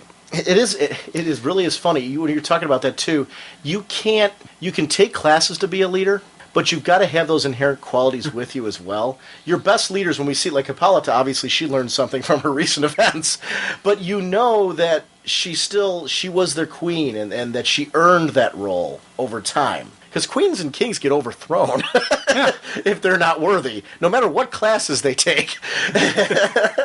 This segues back to Piper and Trickster, as Piper is actually able to lure in a burrow. And it was a neat little thing that I didn't notice the first time I read it. When they're at the water hole, Piper notices the tracks and is like, maybe I can lure something in. And when I saw the burrow, I was like, what the heck? Then I went back, like, oh my God, there they mention it. And you actually, if you look around the water hole, you can see the little burrow tracks and stuff. I was like, oh, that's a neat little, explanation and or, just a little attention to detail that I kind of liked. Trickster, once again, is still giving Piper grief, and Piper replies, he's giving him grief that, why are you still dragging me around? And Piper's like, you do the same for me. And Trickster's like, yeah, in your dreams, I'd dump you in a heartbeat. And he would. Wait, I'd dump you in a heartbeat if I still had one. Which is great. It's just such a funny moment. And he's like, no, you wouldn't. Dude, it's me. Yeah. I love it. It's the buddy cop moment still. I figured for sure. I'm like, I was really sad when Trickster died because I figured like that was going to stop. I honestly think these bits are even funnier when he's delusional. See, it's weird. I'm really, especially, throughout this segment, Trickster is Piper's conscience speaking. Yeah. That's that's where his code, his morality, or whatever you want to call it, doesn't want to cut loose his friend, but that conscience, that thought in the back of your head, that's thinking things through, saying, hey, you got to cut this guy loose. He is dead weight. If we didn't have him, we would be riding the burrow. We would be moving quicker. People do in those situations talk to themselves. Yeah. And in this way, he's doing that, but instead of doing it, and it's a way almost to make himself more sane, he's talking to Trickster still, which is kind of crazy, but it's just as crazy as when you talk to yourself. We all at some point in time do that when we're stressed or something, so he's just going to that. He just happens to have a dead body with him that he can talk to. Well, and he is talking through his voice, and they've been through so many big events together. And that's another point. We're 19, down to issue 19 at this point. They have been doing this since the beginning of this series. So, as at this point, we've seen them go through so much, and that's what makes this all the more powerful, because we've seen their interactions like this. We know there's a strong enough history of those two being attached together that this is how they're used to dealing with those situations. So it was interesting to see this. It's so surprising, because I didn't expect it to be Piper. Yeah. This takes us back to Themyscira. There's a hellhound that's been tracking Holly and Harley, and the thing picks up their scent. And it's cool because as the hellhound picks up their scent, Hippolyta realizes, okay, we got some trouble coming in. And these things are some nasty stuff. It goes on the attack. Hippolyta hits it right in, dead center head, right in the nose with an arrow. Holly throws a spear, hits it in the head, and this thing still keeps coming. It's not until Hippolyta actually is able to grab it and drive that spear pretty much through its head that we actually take down the hellhound. And once again, we're seeing the Amazonian warrior. What I also liked here, too, though, is it gave Hippolyta a chance to learn something about Harley and Holly. Holly, immediately kicks into the comic relief mode with bad doggy thing. You see Holly, she steps up with the spear. And it gives Hippolyta a chance to get to know who these two are as warriors, who's going to react how, which another thing that a leader needs to know, but they don't do this through the typical getting to know you activity where they're fighting. You know what it is? It's the same thing that happens when two heroes fight each other, and whenever they encounter each other and they have that misunderstanding, except in this case it's against a hellhound. Right. Instead of against each other, and I liked it. It was great. And I like the fact that after they kill the hellhound, Harley is a little bit upset. She's like, oh, poor baby, poor doggy. And even Hippolyta is like, hey, is she right in the head? Is everything okay here? But again, like I said, she's recognized that Holly's clearly the rational one, the logical thinker, someone that she can relate to. So it immediately sets their relationship off in a different direction, where Hippolyta's confidant, so to speak, the person she's going to go to right now, is now Holly, and Right. this is why. And I liked how that was introduced. It wasn't just she starts talking to Holly because we as the readers know that. The storytelling showed us why she would do that. Yeah. I always like little details like that where it's just not left for us to imagine why. They did it right in the action sequence, which was a really neat action sequence. Like you said, it showed us something about both characters and how they got to know each other. It's cool. Yeah. And we learn also that Hippolyta's taken out a couple of these things, so that's how she really knew, how to fight it. But also, this Hellhound wasn't after Hippolyta; it was after Holly and Harley. And it's funny because Holly's like, "Hey, is there a boat or anything we can do to get off the island?" And Hippolyta tells him that others have tried and it never ends well. First thing that popped in my head was the whole Green Arrow, Black Canary thing. Do you think is that what Hippolyta is referring to, or just other people who have tried to escape, Granny's training? Because especially when she mentioned boat and it doesn't end well, I'm wondering if Probably other people that have tried to escape. Or from it. is it? Because Granny, remember, these little women's shelters were all over the place. Yeah. So Granny was like bringing in people for these women's shelters. There were a lot of people we saw, just the one that we saw, the women's shelter that we saw that Holly went to. There were a lot of girls there. Mm-hmm. How many others made it over to that island? Yeah, and got there and tried to escape. Realize, crud, this is not what I signed up for. I was Yeah. really going to a women's shelter for some fellowship. I didn't come and sign up to be a female fury. What's this deal? And tried to take some initiative and get off the island. I would, mainly because I don't look good in a dress. But no, I mean it was. In reality, if they were pulling guys in, let's say it was let's go the other end, and all of a sudden the three of us, you and I and another friend of ours, got carted off to an island. There comes a point where you're like, this isn't I'm a school teacher. What am I doing here? You know what I mean? Running relay races and all that. This isn't American Gladiators. I want to go home. I would have wanted to go home. And you got to imagine that there would be that natural instinct. So it was a cool moment because it added a realism to me because, this is a cult. This is like a David Koresh kind of thing where you get pulled into an island and you all of a sudden, because you hear about that in cults. Yeah, they where don't there's let those you couple leave. people that all of a sudden go, I want to get out of there. So there's a realism here where people realize they're in over their heads, and they think that they are a little bit smarter than get out, and all of a sudden the group turns on them. And this kind of, it skirts those lines. It's not exactly like that, but that is kind of. Oh no, dude, that's a good analogy. Yeah, I enjoyed this sequence immensely. In school, Hippolyta comes up with another idea for them. That they return with the kill and basically a tale of initiative, and maybe that would actually work out for them in their favor. And they go along with it, and they bring back like a big chunk of the leg, and they say that a fresh kill and a barbecue would improve the morale of the troops. They say, and of course, Granny isn't immediately trusting. She does okay, how did you kill this thing? Oh, we found a stash of old weapons. And then Granny's like, okay, I'm liking this. This is somebody, you took a little initiative. You're a little bit grisly. You killed a really tough hellhound. Okay, maybe you could be a Fury. Maybe you can be part of my honor guard. So, on one hand, I'm like, why did Granny completely trust them after this? But I don't think she did. I don't really think she completely opened up her arms to them, but because she is Granny, she's not going to be completely trusting, but I can see why Granny would like somebody who took it upon themselves to do a little killing, to do some chomping and bring it back. She's a little bit skeptical with them the way she was with Mia. Right. In Green Arrow and... right. Or Maya, in Green Arrow and Black Canary.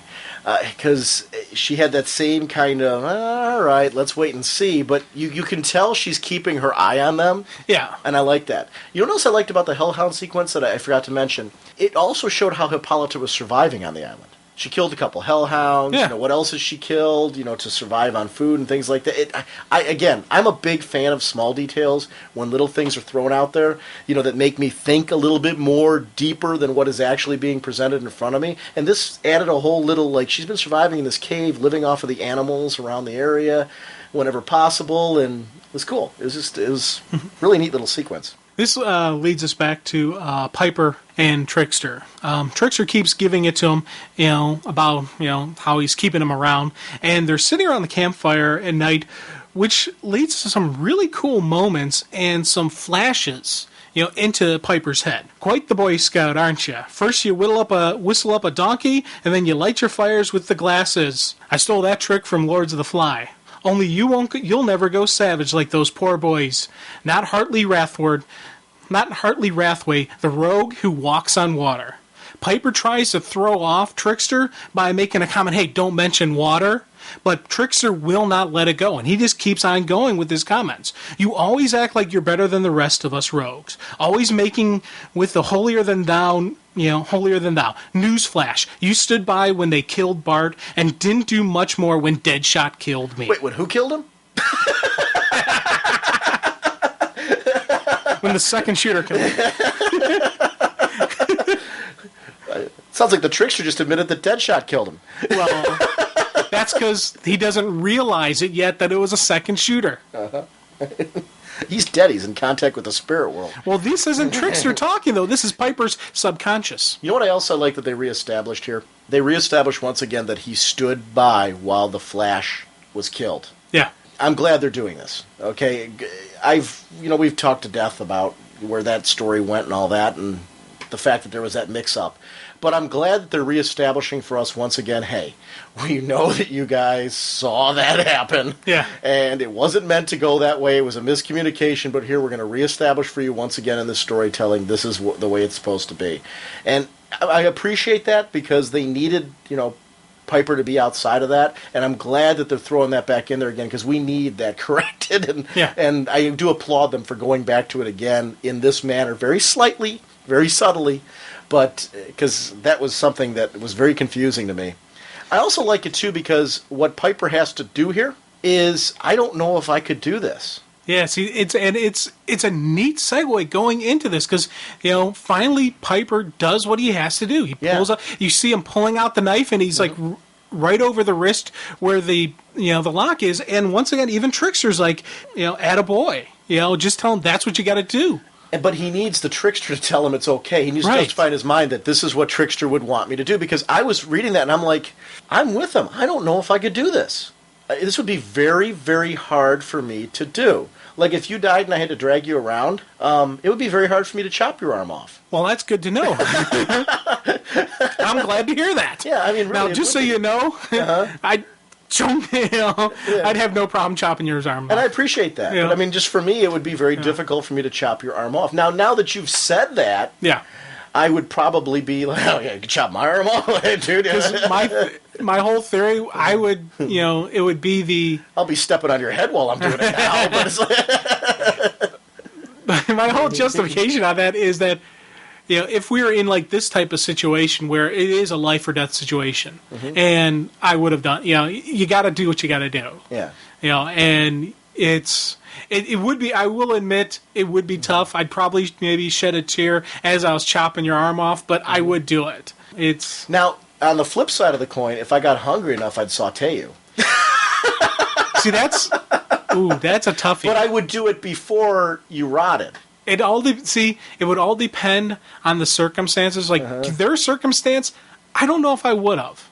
Really? But like Alive, the movie Alive in the Andes, in the mountains, plane crash, no food. Oh yeah, I'm having an orange burger. Really? Oh yeah. But in this circumstance, there is enough possible ways to survive in a desert that you could actually find food. Especially you hunt and things like that. Yeah. So you're more open to that. All kidding aside, I would have trouble with that too. Yeah.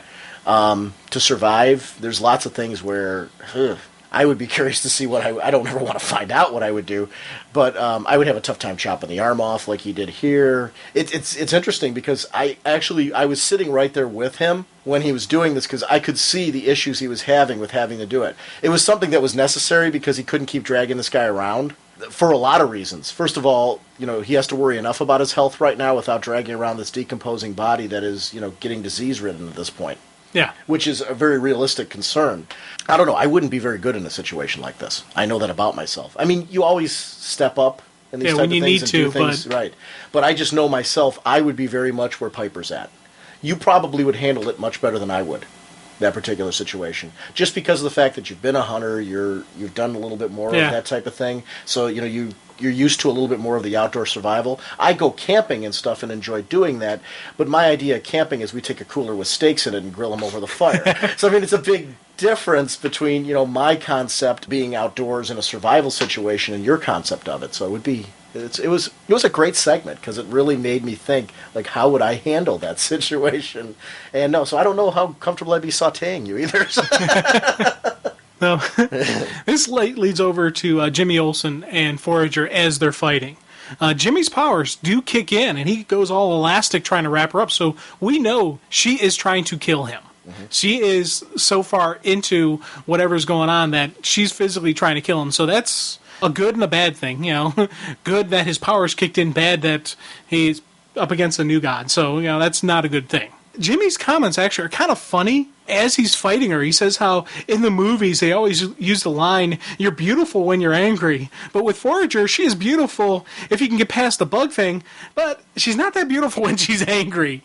And I kind of like that personality of Jimmy Olsen still is out there, and it's still kind of playing into he is, Olsen, even though he's in the middle of this firefight, well, not firefight, but he's in the middle of a fight for his life. Because, powers are in, so he's in danger. So I like that he still maintains who he is. The artwork really worked for me well here, too, because they drew her very well. She does look sexy. And she got that totally get the weird bug thing going on, but it's definitely a character that's drawn in a very sexy manner. The other thing I really noticed here, this was like the first time, I've always enjoyed Jimmy in this, but he's been more of a comic relief to me, too, because I've been laughing constantly at the fact that his powers only kick in when he's about to be killed.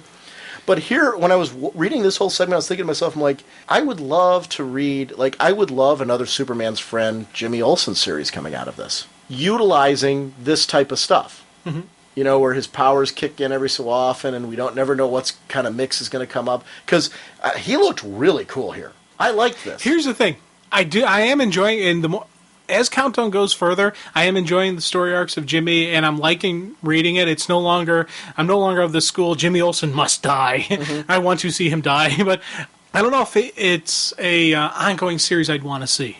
See, have you ever read any of the issues? I never read those, so I don't know what the past was like to say whether I'd want it in the future. And I don't know. See, I guess that's part of the problem. I'll even say to myself that I'm questioning how well it would do now if they redid one.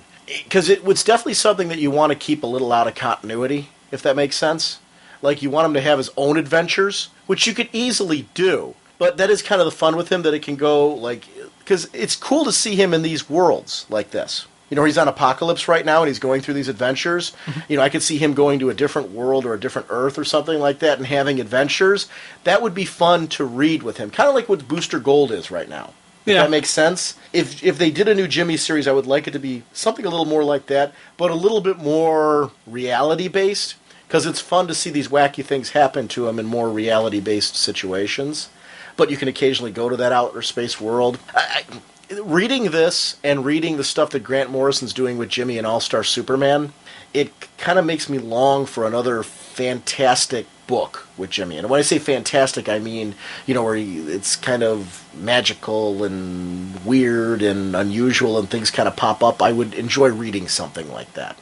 I don't know if it's a DC Universe title or maybe more of a Johnny DC book that would work to me, except I like seeing him, flirting with the girl and that type of thing too. So I don't know where I would put that title. But I would definitely be interested if the right writer was highly interested in doing something like this. I would gladly check out a new Jimmy Olsen series, maybe a mini. Right. Outside of that. I don't know. We'll see.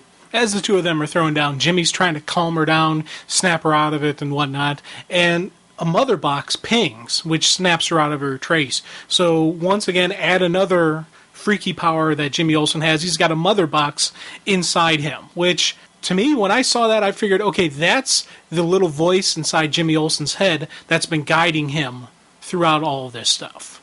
I don't know. I'm like, I don't know enough about what the mother box is, what the father box is, any of those, the New God stuff. I don't really know what the things are, but does that make sense that that's the little thing that's giving him all his knowledge, or is it something else? Well, See, some of his knowledge is coming from past adventures that he's had. Because you think about it, he has, and he's even admitting he's learning the stuff that he shouldn't know. Right. So I don't know. That would imply that he's maybe somehow connected with the source or connected with.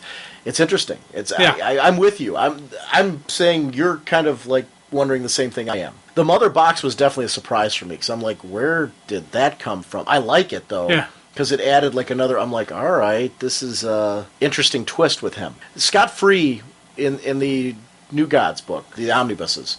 Scott Free, the mother box was like almost his sidekick in the very early issues of his book, and that was how he got out of a lot of situations was through the mother box. So they're very powerful, used in the right way. Yeah, sure, this could be what is definitely. There's some players that are interconnected here that we don't realize yet. Yeah.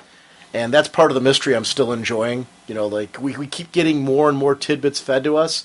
You get another piece of the puzzle. Which is cool. And I like the way it's kind of gradually building to that. Forager goes on and explains that to endure the torture, she had to place herself into like this super trance, and she was literally just reacting out of self-defense to anybody that came up to her. So that's why she attacked Jimmy. And of course, just as they're talking about, okay, let's get out of here, out of the shadows, Bernadette arrives. Now, once again, ignorance of who the new gods are, I knew, she was, going to be one of those nut jobbies. And Jimmy Olsen attacks, shoots some spikes at her, hits her in the face, and she likes the pain. And then they're like, that's, then when they find out that that's, Darkseid's sister, I'm like, oh, okay. No, Desaad's sister. It's Desaad's sister? Yeah. Oh, okay. Darkseid's sidekick, that's the Weasley-looking one with the hood. That's his sister. Oh, okay. Well, that makes even more sense that she'd like pain because that dude's a real whack job. So, I like that. And if you look at her, she looks like she's related to the side. Oh, okay. Like you put a hood on her, they were from the same family. She's a you know what the funny part is? We talk about the cute looking, and I think it's the best way to probably say Forager. She's a cute looking bug girl. Put her next to Bernadette. She's a supermodel. By comparison to Bernadette. Bernadette's very ugly looking. Just kind of like ugh. It's a very fit person, but just kind of like ugh. Kind of manly. Yeah. So a post-op, kind of thing. Yeah. Oh wow. You're right though. She could be Desaad. Yes. Yeah. She's Desaad with boobs. Yes. Okay. As the two start to throw down, Bernadette pulls out a weapon, and it gets blasted out of her hand.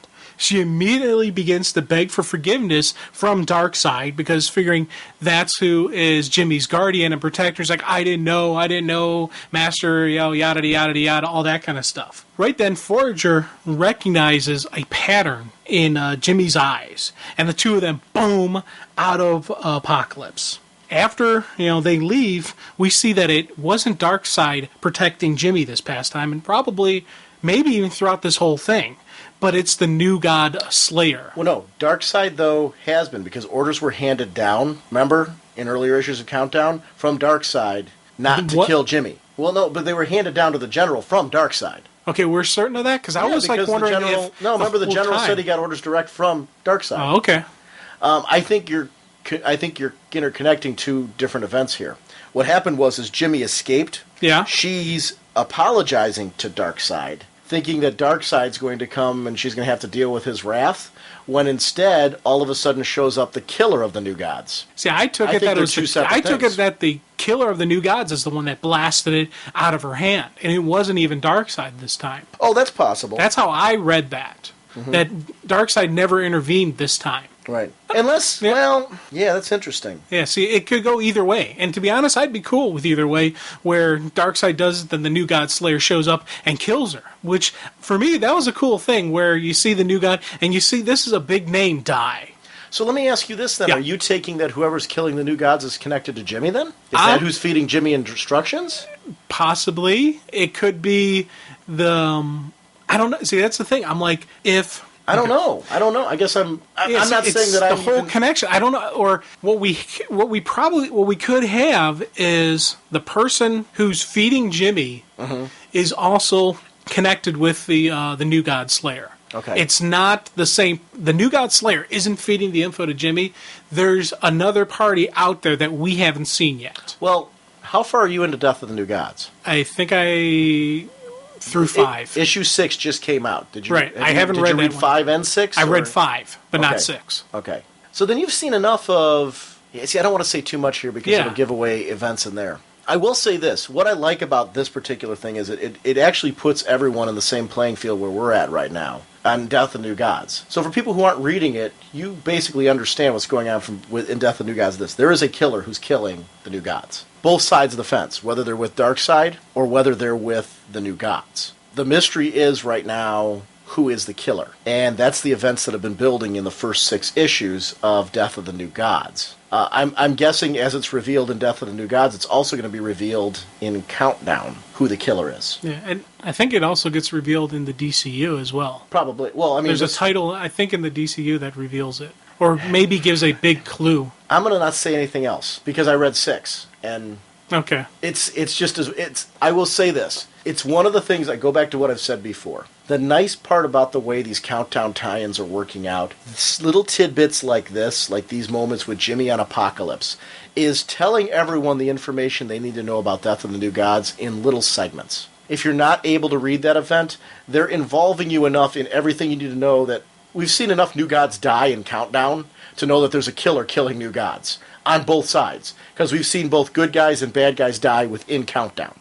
I'm sure that the events that you need to know in Countdown are going to continue to be revealed there because they've done that with other stories in little segments this way. But I like that they did it this way rather than early on. Remember early on we had that problem with the JSA, JLA crossover where there was a couple little awkward moments where it was just kind of like it felt like they were thrown in. Yeah. This is much more fluid feeling than those were in the beginning because it's the Jimmy story. And in that story, we're getting that little tidbit about Death of the New Gods revealed in there. I prefer this way of handling it. Yes, agree. It's nice. It moves all the way through. It involves everybody who's reading Countdown in with that. I will say once again, though, if there is one Countdown tie-in you should be reading, forget about the fact that you need to read it for this story. Death of the New Gods is fantastic. Yeah. I mean, it's my favorite one by far. I mean, it, to me, is on its own.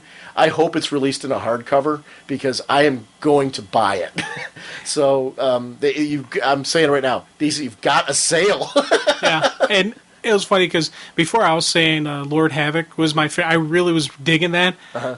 This has now passed it. Just as I've gotten more into it and reading. To Lord Havoc. No, I agree with you. That's a great volume. Yeah, but, and this thing has passed it just because it's gotten me interested in the New Gods. And it's gotten me interested in cosmic stories. It's gotten me wanting to learn more. And it's gotten me enjoying the Jimmy Olsen story more than I did before. So, And there was a listener rant thread where the guy said that he wasn't enjoying Countdown and Arena, so he dropped it after 2 issues, and then he went to Death of the New Gods. And I agree with that. I enjoyed Countdown Arena.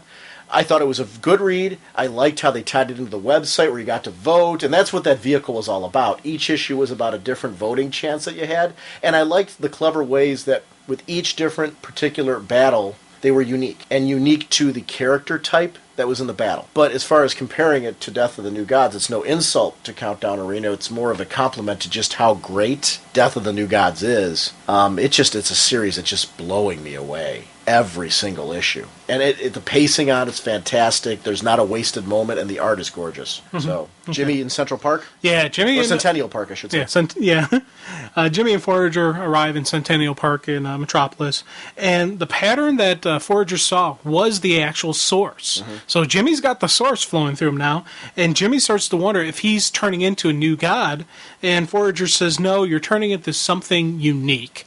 And once again, you have a nice little moment between the two of them because Olsen's like, hey, is this all you're after with me? Are you trying to figure out what I am, experiment on me? And Forager kind of, admits at first, and then she's like, well, what about now? And you get a big old kiss. Dude, and I thought that was stuff start happening with him after Light Ray's death in the beginning? Yes. His connection to Light Ray, dude. That second source wall? I wonder if it's the New Gods whose souls are trapped in that second source wall that are connecting with Jimmy. If this started happening, what if Light Ray was the kickoff of his connection to the source? Right.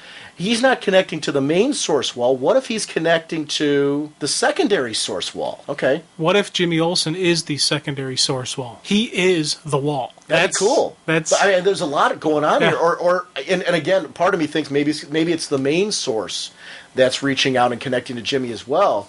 But something's going on here, and that could be maybe it's the main source wall that's combating against whatever's going on with the secondary wall. I don't know. This is like really, really interesting because that secondary source wall was created was that the one that was created by the monitors to block off the different worlds? I don't know. See, yeah, it's There's one of the walls was created by the monitors, I guess, Yeah. to block off the different worlds.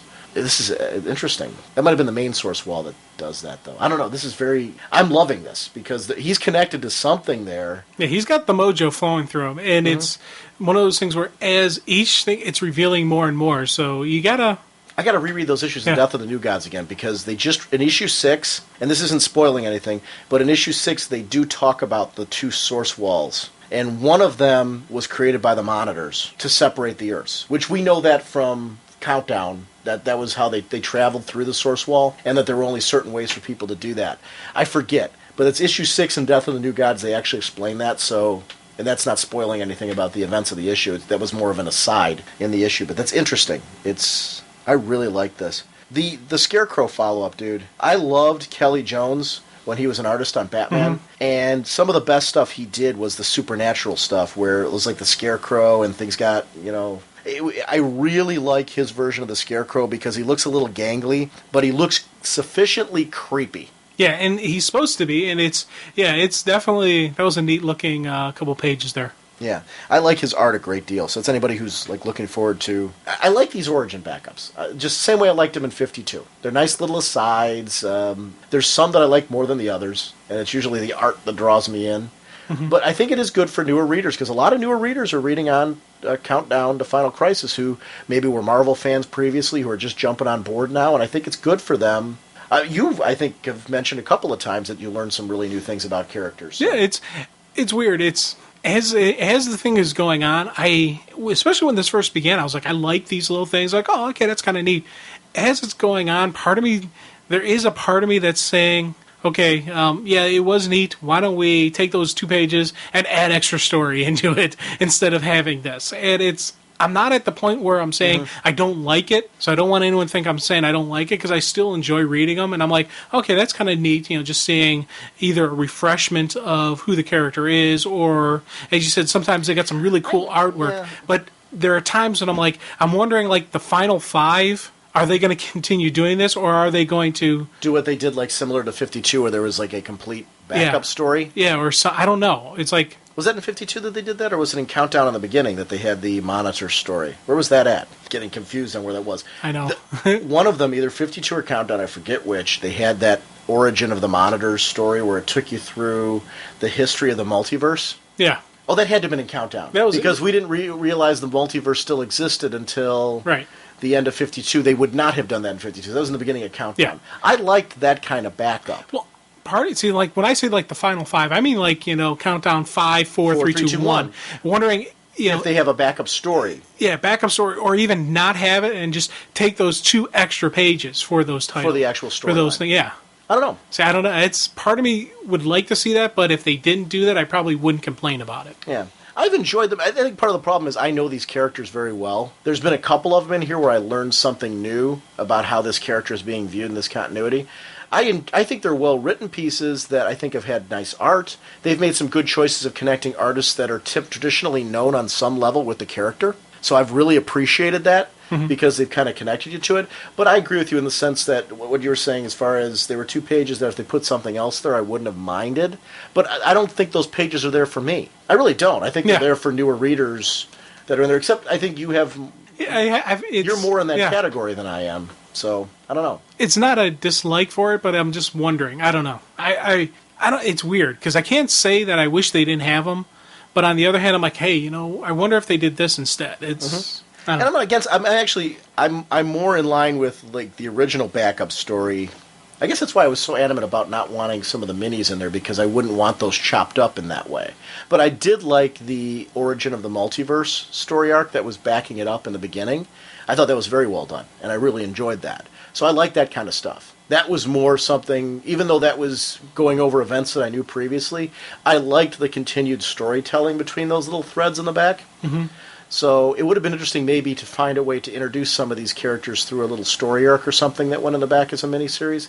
But again, I'm gotta be honest with you, even going back to that Origin of the Multiverse storyline, I was still here for the main Countdown story. The only reason why I'm saying those two issues don't matter to me is because I'm enjoying the main Countdown story more. And I think the main Countdown story is interesting. That's no insult to the creators that are creating those two issues. I don't think they're for me. I really don't. I think they're in there for newer readers to kind of attach them to those characters. So I think so. Actually, you know what I would love to hear from? Readers who, maybe if you've been previously a Marvel fan, or you're just getting back into comics after a long time, maybe you read 52 and you're jumping on Countdown, you don't know these characters. So if you've read those two issues and you didn't know the characters, could you shoot us in a listener rant or some emails telling us if those two-page backups are something that are grabbing you? Because I don't think they're meant for me. And at this point, you're reading so much stuff that they're really not meant for you anymore either. I think that would be more, I think those are the people that I think they have the most relevant comments about those 2 pages. Because it's only 2 pages from the book. I could care less either way. Yeah. I like looking, honestly, the only reason why I comment on that is, it's no comment, no disrespect to the writers, but I know so much about these characters, I read through them very quickly, I take a look at the beautiful art, and I move along. It's not something that I salivate for every issue, but I do appreciate the effort that's put into them. But I don't think it's meant for me. Issue 18? Issue 18. The writer is Paul Dini with Sean McKeever, story consultant Keith Giffen, art by Scott Collins, colors by Tom Chu, letterer Travis Lanham, cover by Carl Kerschel and Dave McCaig, assistant editor Elizabeth Gerlin, and editor Mike Carlin. You know what? I don't know. Just speaking for myself, I've admitted on the show that I always liked Ray Palmer, like on the JLA and stuff like that, but he was never a character I ever latched onto. Since All New Adam and Ryan Choi, I've gotten very into the Adam concept. It was so fun. I got giddy at this issue and this cover. I was actually very interested to read Ray, which is the first time I can actually say that I remember being excited to read about Ray Palmer. And I went back and I read Sword of the Atom now, which is it's collected now in a trade that, to coincide with a lot of the events that have been going on now. If you didn't pick that up, it's a great Adam miniseries, or great, at the time I believe it was originally released as a miniseries. It was very well done. But I was really excited for this, because at this point, we've been following the search for Ray Palmer for so long.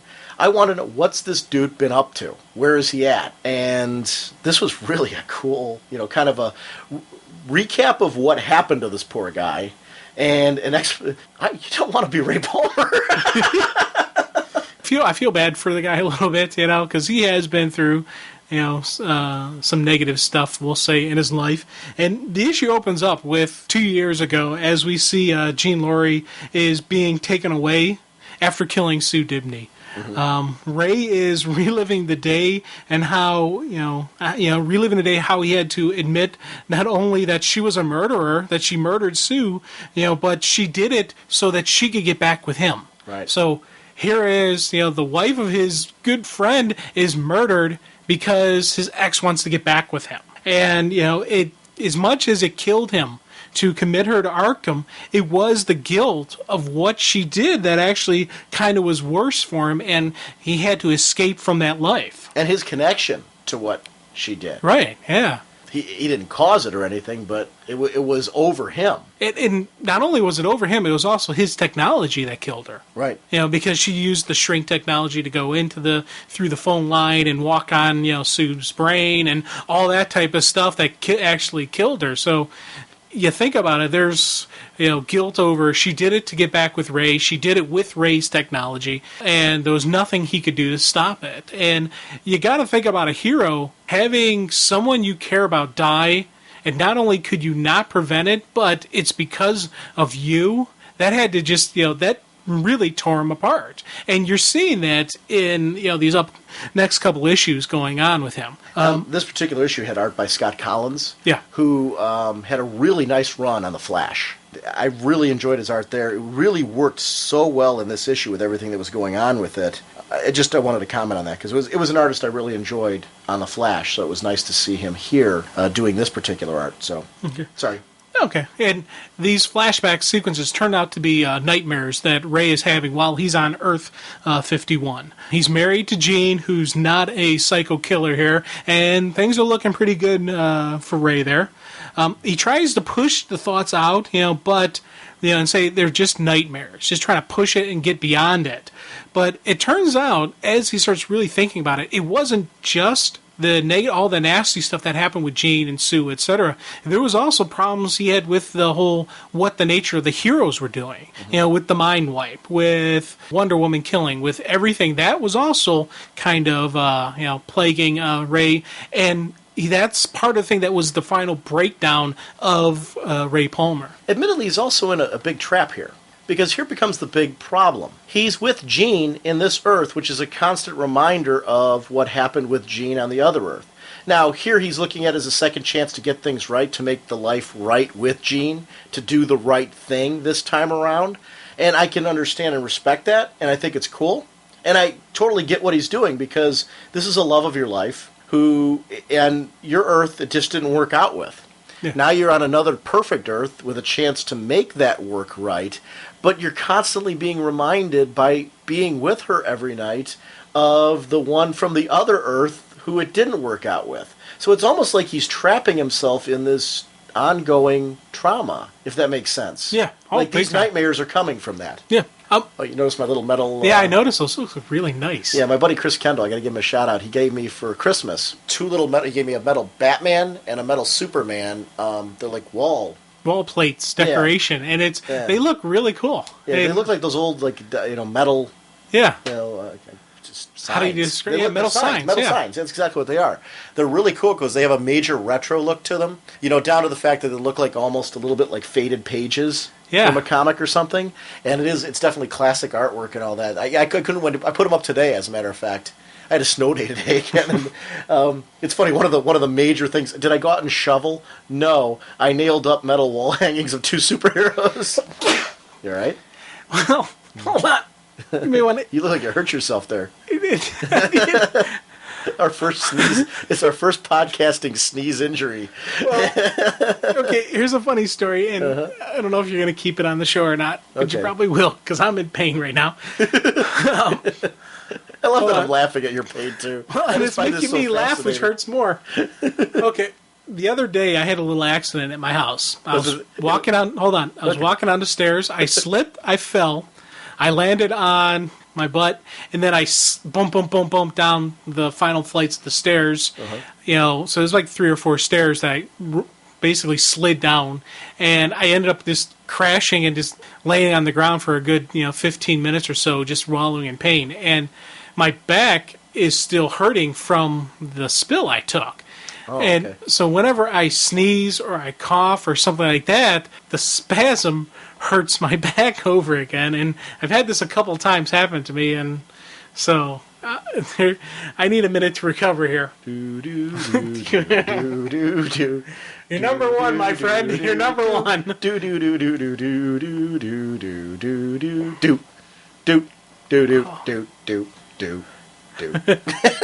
Are you ready now?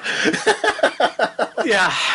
I'll tough it through. Through it, but you're the man. I'm the man in pain right now. That's your dedication to the podcast, though. Yes, you got to persevere. You might be in traction afterwards, but next we head back to deep space as we see Mary Marvel is sitting on some ship wreckage, and she's kind of like in a catatonic state. Eclipso is moving in to basically is like saying, okay, now's the time, I'm going to take Mary's powers. But little old Mary was just playing possum, and she unloads into Eclipso. And I tell you, it's funny because for the first time, you really see Eclipso worried about Mary. Because just the amount of power that she unloads in her and just everything, because you're like, okay, Mary is no longer in control. Eclipso is no longer in control of Mary. This is a pure Mary on her own, sees her, wham! But I think this is also Mary starting to wake up. Like, what we're seeing in these moments, I agree that she's out of control, but I think it's also she's out of control because she's starting to realize that everything she's been believing throughout these events we've been seeing is a lie. They're not who she really is. She's been following the wrong path, and that's frustrating her. It's making her angry, and she's starting to recognize that. I'm really liking how this is turning out in this particular segment because we start to see her reacting to it instead of just letting these things happen to her. And that to me is where I was eating this particular segment up. Yeah. This is by far my favorite story in Countdown has been following Mary. There's something about this. My hopes and what I really wanted from this story all the way through, I was grasping for them, and I liked that. I liked the way that it built up over times, that you're trying to latch on little glimpses of Mary fighting back, and that's what I saw in this particular segment. And I like the fact that Eclipso kind of actually has a realization that maybe she underestimated Mary, because Mary is just coming after her and bam, bam, bam. She's being fueled basically by her rage, and I like that. That was a nice little chunk thrown into the story, and that was we talk about how sometimes they do a little one little scene of a story and then move on to the rest. This was a nicely placed and played break in the story. It also shows, too, that Eclipso is the master manipulator, but what happens when you manipulate too much? What happens when you push too far and your hand is revealed? That's been the problem. Eclipso's been very subtle along the way in pulling Mary's strings.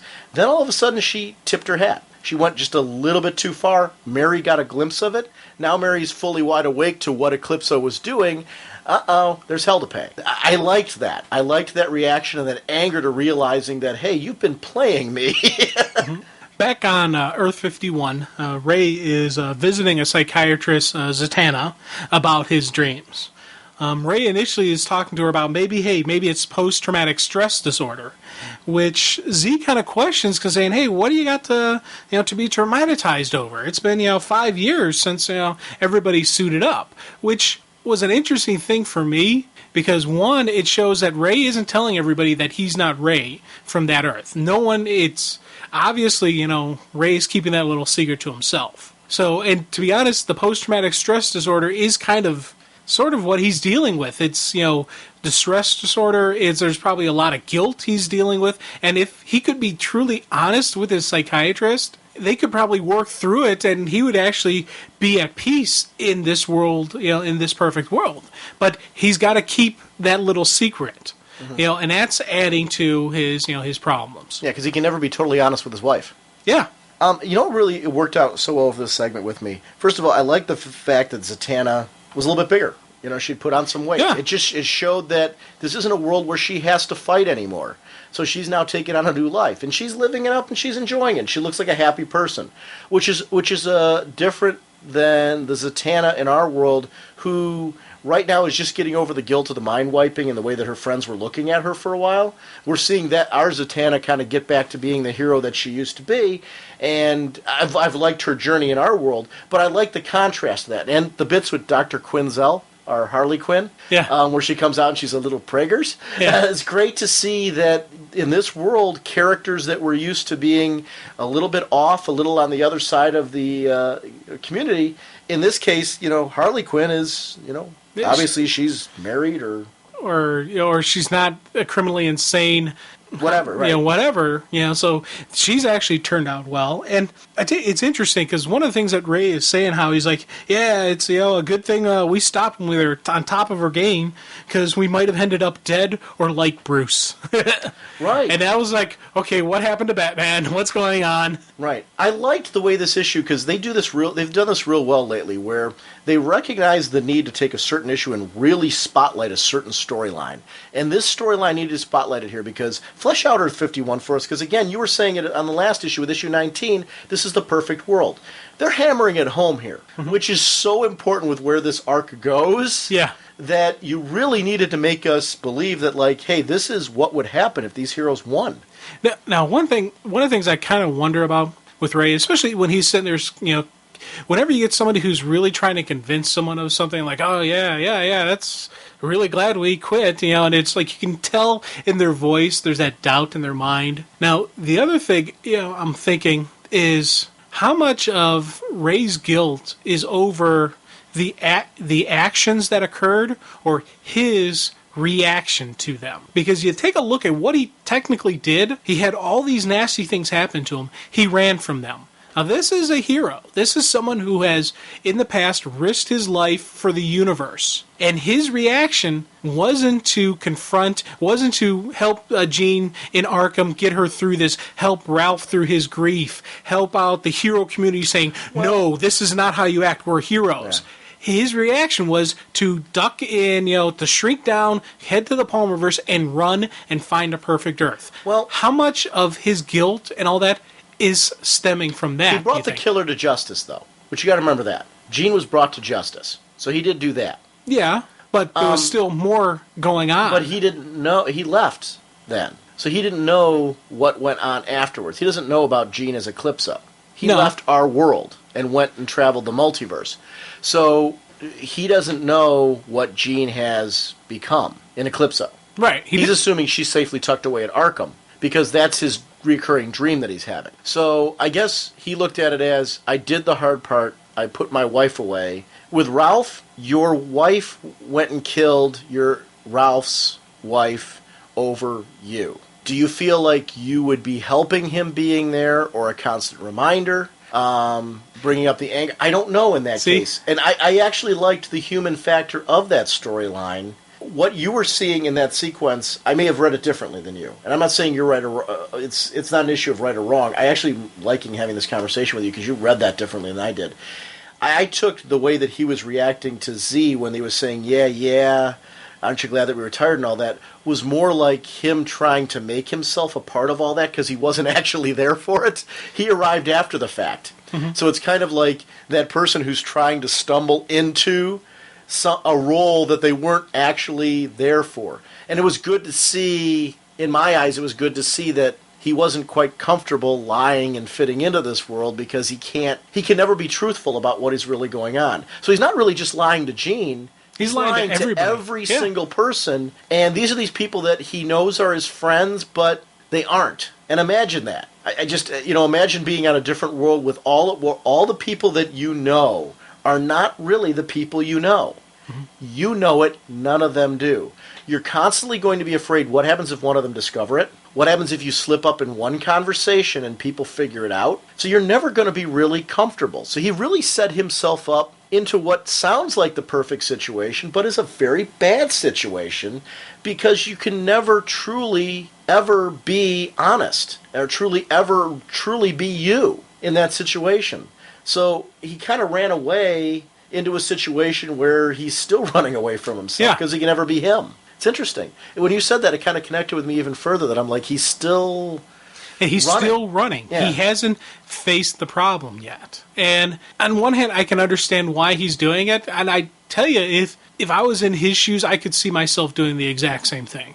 All kidding aside, I could seriously see myself, shrinking down and just disappearing, and just how many times you think about just tucking up in the fetal position and just hiding in the closet. It's that same type of mentality where something is just so bad that you can't face it. And he's dealing with that. And you're seeing it in the subtle stuff where the nightmares, his, trying to explain to Z, but he can't because he can't tell her everything. It's, there's some deep stuff going on. And that was some cool. I liked that. Oh, I loved it. Ralph and Jean are celebrating Christmas with Barry, Iris, Ralph, and Sue Dibney. And it's kind of funny because Ralph is sharing with them his latest murder mystery, which he called Crisis of Identity, which also appears to star Dr. Light. And I love that Jean just covers her head and shakes it when he was referring back to it. It was like a groaning moment. Yeah, it was a neat thing, and Ray's like, okay, I gotta go, and goes out to get some firewood. As he's like kind of thinking about how, hey, the nightmares can't ruin this. This is great. He's trying to convince himself how perfect this is. And then as he looks up, he sees Bob and says, oh no.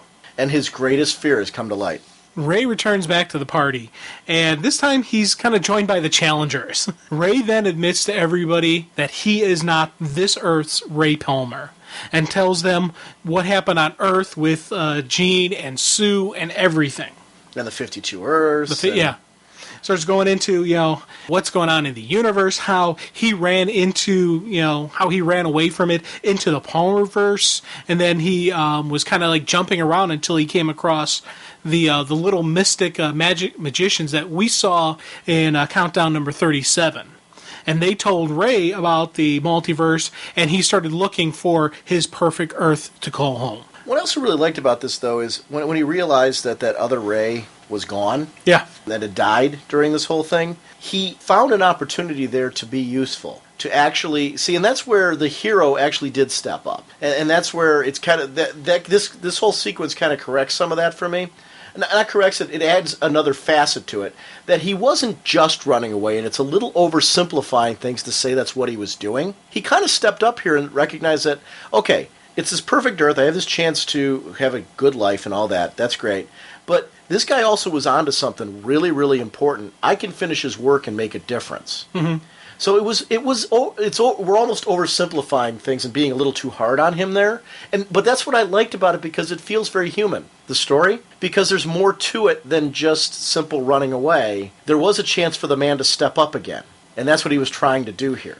Yeah, and I liked how they explained how Ray, 51 Ray knew about the multiverse, and he was planning on traveling between the multiverses, but his portal malfunctioned or he miscalculated or something, and that's what killed him. And that's right when our Ray pops into this Earth. And I like the fact he's like, I started going through his notes and seeing, then I saw he was onto something big. So there is still that hero in him, but how much of him staying on Earth 51 was continuing on with Ray 51's mission, and how much of it was the fact that he kept seeing this Earth was awesome. And not only that, we got an added bonus, this Ray hadn't met Jean yet. So he's got a chance to completely relive his dating, his relationship, everything with Jean, and do it right this time. I like the fact that it wasn't a creepy thing, too, where he just moved in with some other guy's wife. Yeah. Because that to me would have been wrong. I don't know why. It was more important to me that we got to see that he stepped in with the Justice League, and he ended up marrying her. He was the one that did that. So he got to see those things and be a part of that conclusion. That was really important to me, that he was the one that married her, because this is a hero. And I want to still believe that he didn't just all of a sudden jump in and fill in, and now he's sleeping with this guy's wife and all of that.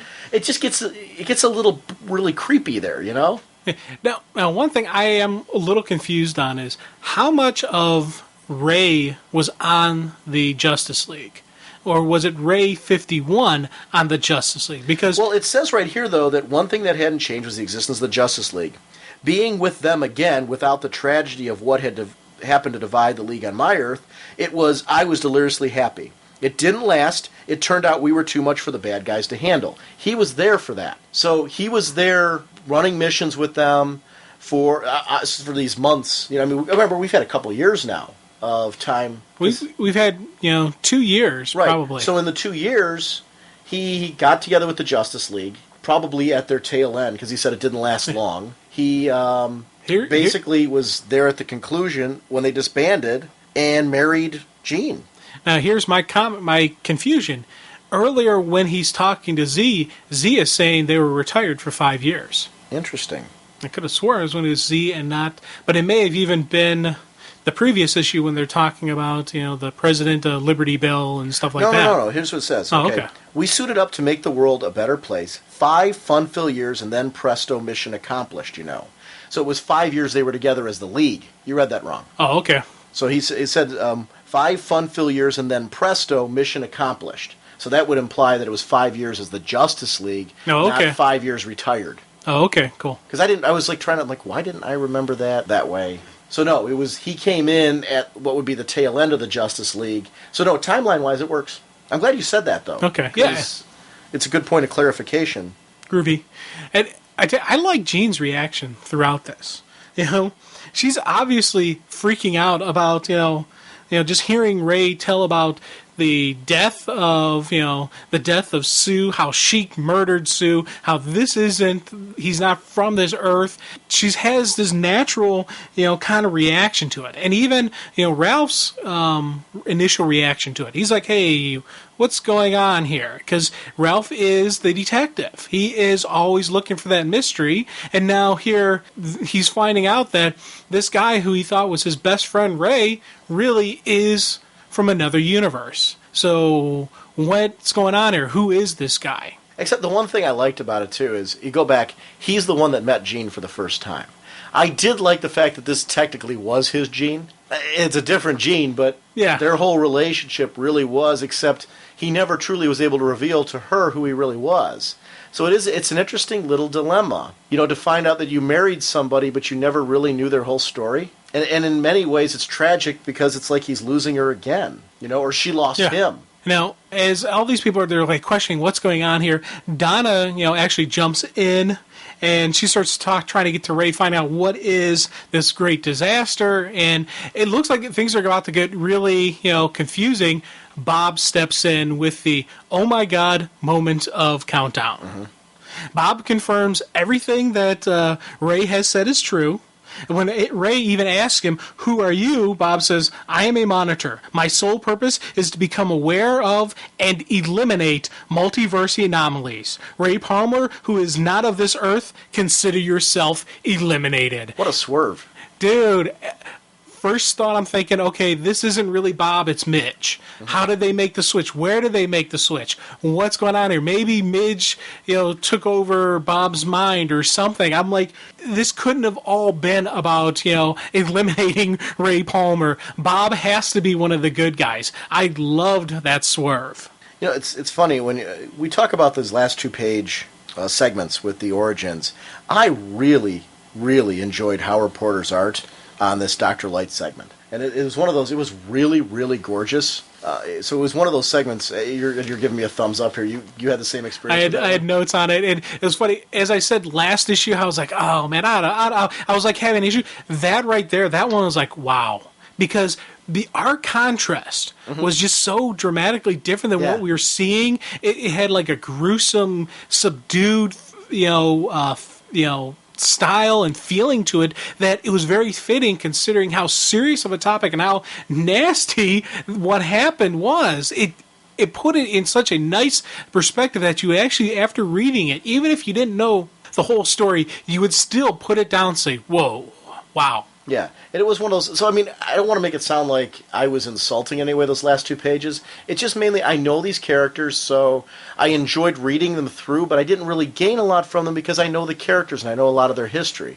But I really enjoy them as art pieces and the way the storytelling developed. There are some that I like better because just the art for me resonated more for me, and that Howard Porter one was a great example of one of those that really kind of stood out for me as something beautiful. Our next issue is Countdown Final Crisis number 17. The writer is Paul Dini with Justin Gray and Jimmy Palmiotti. Story consultant Keith Giffen. Pencils by Ron Lim.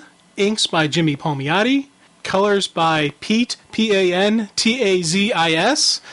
Letterer by Ken Lopez. Assistant editor Elizabeth Gerlin. And editor Mike Carlin. Didn't want to insult Pete this time. No. It was really, the cover was real interesting on this one because it had like this neat little scene with Monarch and Forerunner watching over the Challengers, which it was just an interesting little shot because they're on Earth 51, which seems to be a nice little pleasant Earth, but it was foreshadowing that the calm before the storm. Yeah, it's quiet, too quiet. Yeah, it's a nice little cover. I really enjoyed the cover. Issue opens up with Mary and Eclipso fighting. And we see she is really out of the influence and, back in, control. But we also get some really neat opening, inner dialogue. The darkness. I thought I was strong enough to contain it. Instead, I've been under its control, and now I'm left the submissive dancing puppet at the end of Eclipso's string. Good argument against accepting power from a mass murderer like Black Adam, who is driven insane by the destruction of his homeland and the death of his queen. At the time, I hate to admit it, I didn't care where the power came from. All I wanted was to ride the lightning one more time. And that's what I'm going to do. I'm going to ride it all the way to the very end. One other thing I'm going to say right here is you got left out one little part that I thought was really important. She used me, and now she wants my power for herself. I like that she once again, we got to see, because we didn't see Mary's dialogue last issue, inner dialogue. We saw outer dialogue, but not inner. This is really important to me because I needed to see what was going on in Mary's head. A lot of the things that I've been assuming based on little tidbits that we've seen when she changed back and the way she was reacting, that she was a puppet being controlled by Eclipso all along. But I never really got 100% verification of that. It was nice here to have them come out and just, have Mary say, hey, I figured it out, which was kind of cool because we went on this journey with Mary. She didn't know what was going on with her, and we had to kind of figure it out along the way with her, if that makes sense. You know what I'm saying? Yeah. Like we went on her journey with her, and I think that's why it was probably one of my favorite storylines, is because I really felt like I connected with this character's story, because I was trying to figure out, as she was trying to figure out, what's the deal here? And I liked it. It was a lot of fun, her journey. And this was probably one of my favorite issues, just because of the fact that it really started to bring home what was going on with this character. So yeah, and Mary just continues pouring it on to Eclipso, and she basically says, this is it. You're done. I'm taking you down. And Eclipso is actually kind of glad that Mary is finally willing to take it to the edge and cross that line and do what it takes to really have this power level. This takes us back once again to Earth 51. They did a really cool stuff between Mary and the Challengers, stories. Because they had the events were mirroring each other, and they had them, reach to a, kind of like a focal boiling point. One half of the page you would have one story, you would have part of the story, other half of the page you have the other, and it kind of went along with each other. And visually and story-wise, it was a really cool thing to see. That's been pretty consistent with the stuff that Gray and Palmiotti have been doing on Countdown, too. Like, their issues are always the ones where, like, the dialogue it didn't do it like that necessarily in this issue, but where the dialogue kind of ended in one and continued with the other. They've had some neat connections between there, which has been nice, I think, with the changing of the writers between them. That kind of stuff never got old because there was a changing in writing styles, so we got to see some very different ways in handling it. I actually really enjoyed the Gray and Palmiotti issues of Countdown a lot. Yeah. And how they handled them. So this was, again, I'll go on and say this was probably my favorite one because a lot of things came to a head here. Yeah. That I really wanted to see how things were interconnected with. And this is where, once again, there's been a number of issues that I've noted that the series started to heat up for me. This was one where, again, it started to heat up. So Bob goes to blast Ray, and it's Barry Allen who first steps up to try to save his friend. Of course, tries to save his friend is the key word there, because, Barry Allen, this time you die before the crisis can take root. Now, I question the monitors here, okay? Why is it okay in their mind to just kill people indiscriminately from worlds? Aren't you creating anomalies? Like, Barry Allen wasn't, I read a lot of time travel books. So he right now is destroying this world's potential future by killing Barry Allen before he was supposed to die. You know what I mean? Oh, yeah, dude. And that was part of the thing. Even as I'm watching Bob kill, I'm thinking, okay, this isn't Bob. This is Midge. Right. So, and that's going through my head, or Bob is somehow influenced. That's why, even as this is going on, I'm still thinking that Bob is the good guy. Right. And this is where, as the story continues with the monitors, it actually adds a lot more weight when they start to, it starts coming to their mind what they're doing. Because I'm reading this, I'm like, this is really, what he's doing is very wrong. Because he's actually doing a lot more damage than the Challengers ever did. Right. And, Midge had the same problem with what Midge did with when he killed off, Jokester. He killed off the daughter. The daughter, Joker's daughter. When he, all the anomalies he's trying to cleanse up, he is causing the same type of problem. So we're seeing the same common type of thread. And in future issues, I kind of like how this kind of comes back to bite them in the ass. Yeah. So it's... And another neat panel on that, after Barry gets fried by Bob, you see Iris in the background crying as, Barry's flaming skull just, hits the ground. Gruesome image, but on the other hand, I was like, dang, that is a cool looking, I like that. It was just something about that, it drawed me in. I was like, wow, they're really taking this to a limit, because it's one to kill a guy, but Iris isn't a hero. She isn't a superhero, and for her to watch him get fried like that right in front of her. Remember his death in Crisis, too, where all that was left was basically, his costume. His costume, and we saw him go down to his skull and everything. And Kyle then tries to stop Bob, and Bob just shrugs it off like it's nothing. You might as well attack the sun with a slingshot for all the good it will do against me. Donna then steps in and lands a really nice punch on Bob as Ray grabs Jean and tries to sneak away. I think it's inappropriate funny on my part. Okay. I will fully admit it. But I kind of laugh when at first Jean is protesting about when Jean she's protesting about leaving, and I'm like thinking, okay, Ray, what are you doing? Are you running? Are you? Why aren't you facing it? Then I kind of started realizing, okay, maybe he's trying to get Jean to safety, and I'm like, what you doing, Ray? Come on. It was... Well, he saw his wife fall apart before and wasn't able to prevent it. Now he's got an opportunity to protect her and to make it right with her. Yeah. And because, their marriage fell apart, and that's part of what caused all of that. So he's looking at it this time, this isn't going to happen again. We are going to stay together. We're going to make this work. I liked that whole bit. He was trying to protect the civilian and protect her. Right.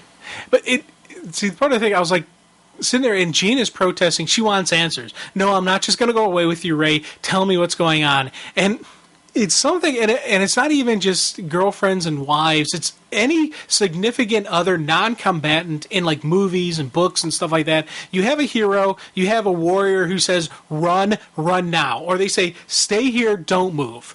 Ultimately, what happens? That person goes, I think I'll go looking for them. And they get killed. Why do they still do that? But he's not doing that. No, her. I'm talking her. She's protesting. Mm-hmm. Yeah, I kind of slipped of the tongue earlier when I was saying. Well, I'm like, she's protesting though. See, actually, she wants more argument info. Has a lot more weight for me.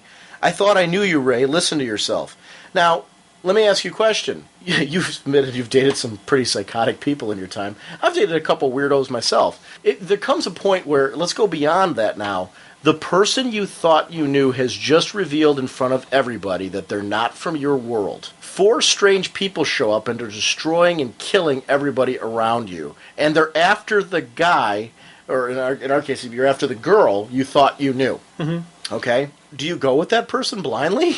I understand what you're saying as far as the movie thing. She's not just going down the street with this person, though. He's saying, let's go to another reality. That's a big jump.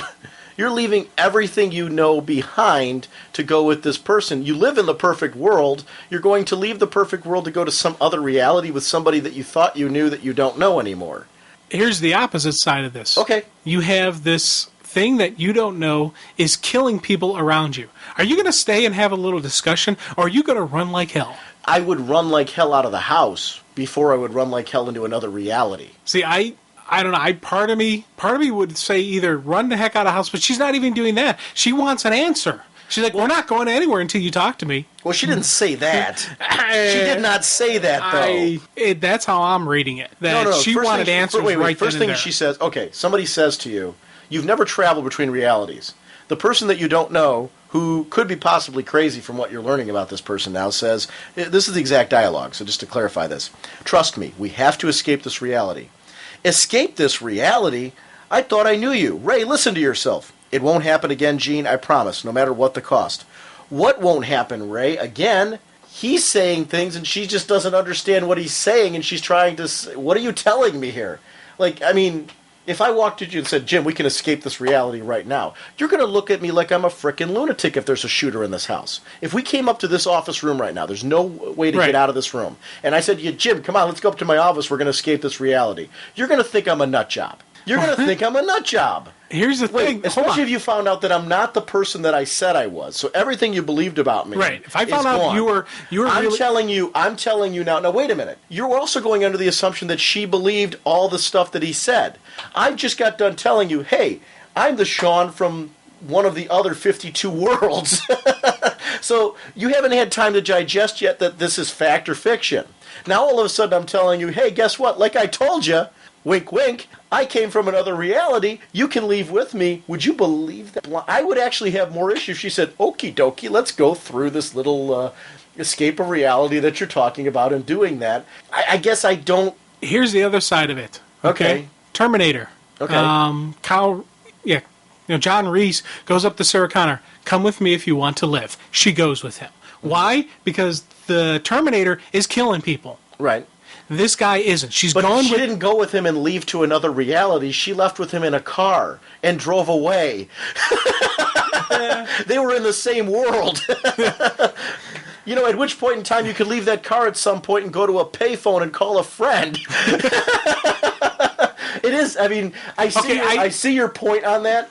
But, I mean, I'm telling you, there's a big difference between escaping in a vehicle and somebody telling you, hey, we're going to another reality because I'm not going to let this happen again. And she's like, what are you talking about? I would have a lot less issue if he said, let's jump into my plane and let's fly away from this because we got a guy shooting us. He's got her in the basement. Yeah, okay. That's what I'm saying. That's why I was using this room as an example because, like, taking her down the basement, where are they going to go?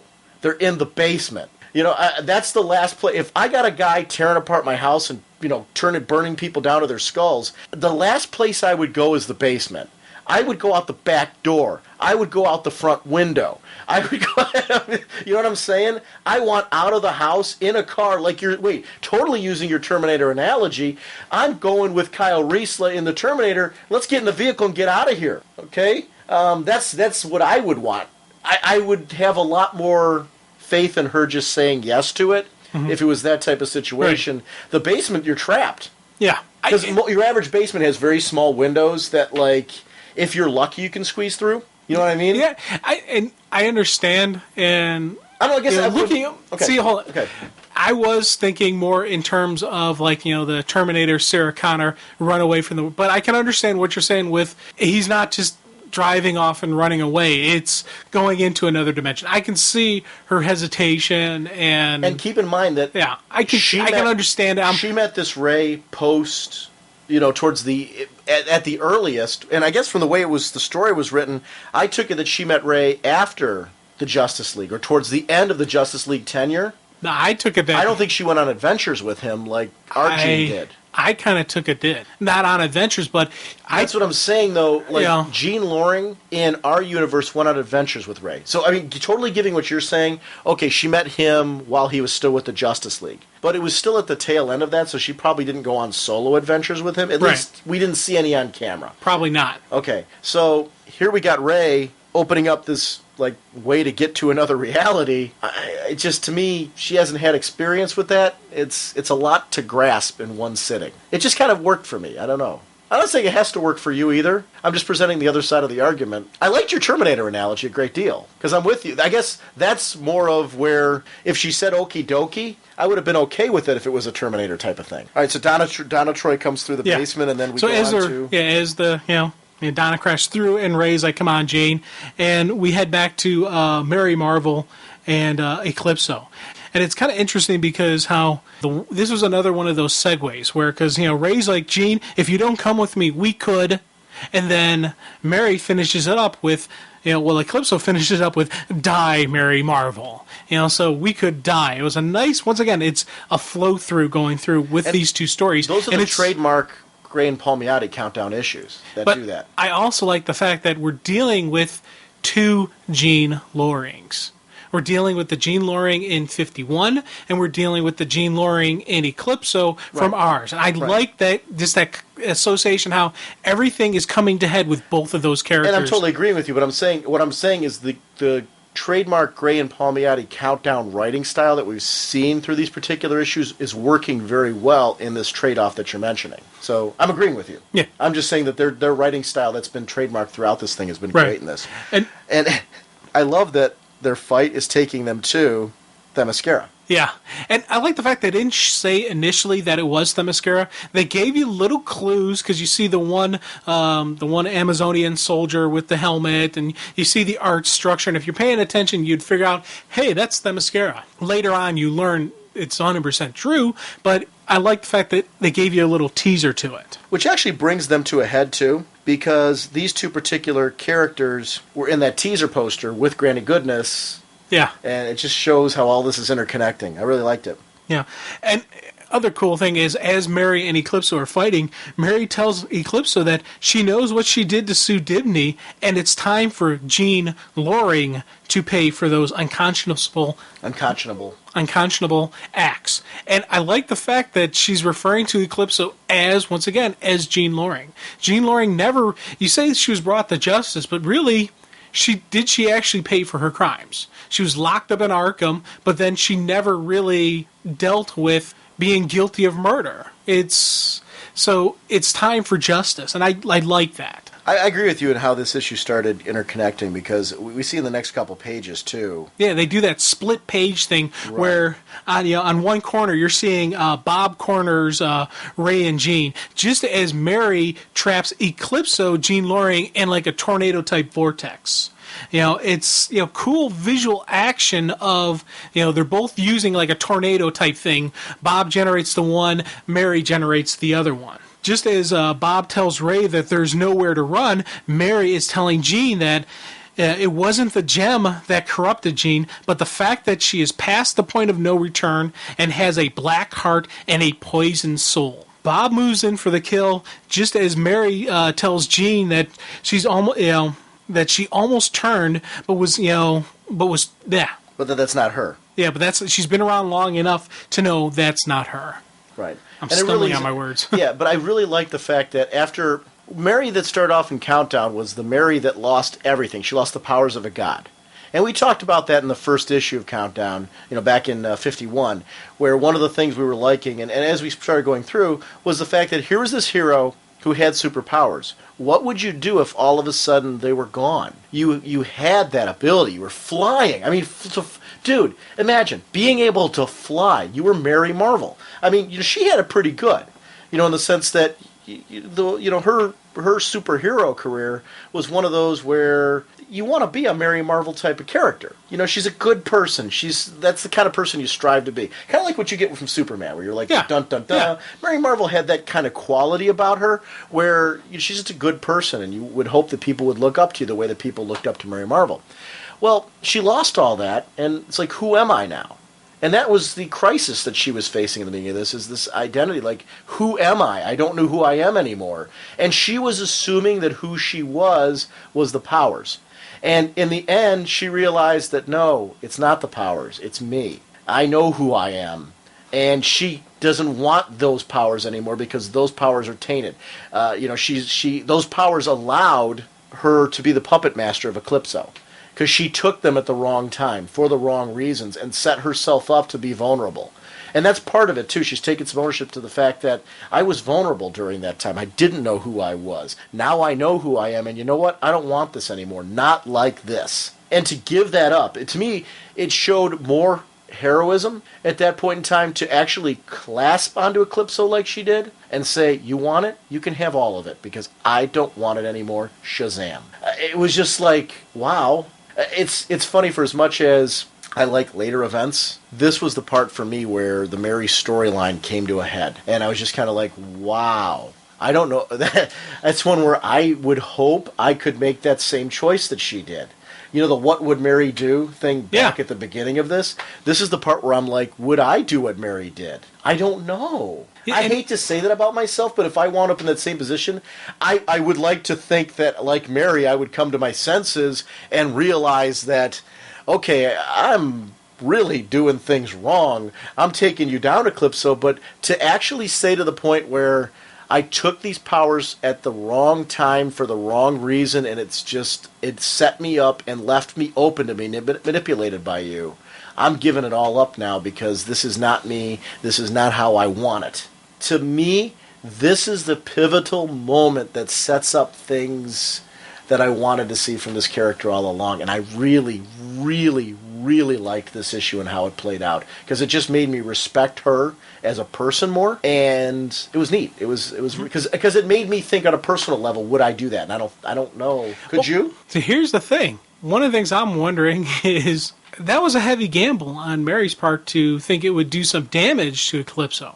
What if, by giving Eclipso all that power, you just took a very powerful being in Eclipso and made her indestructible. Imagine how much power levels Eclipso had before this. Now add on to that the power of Black Adam. We saw what Black Adam did by himself.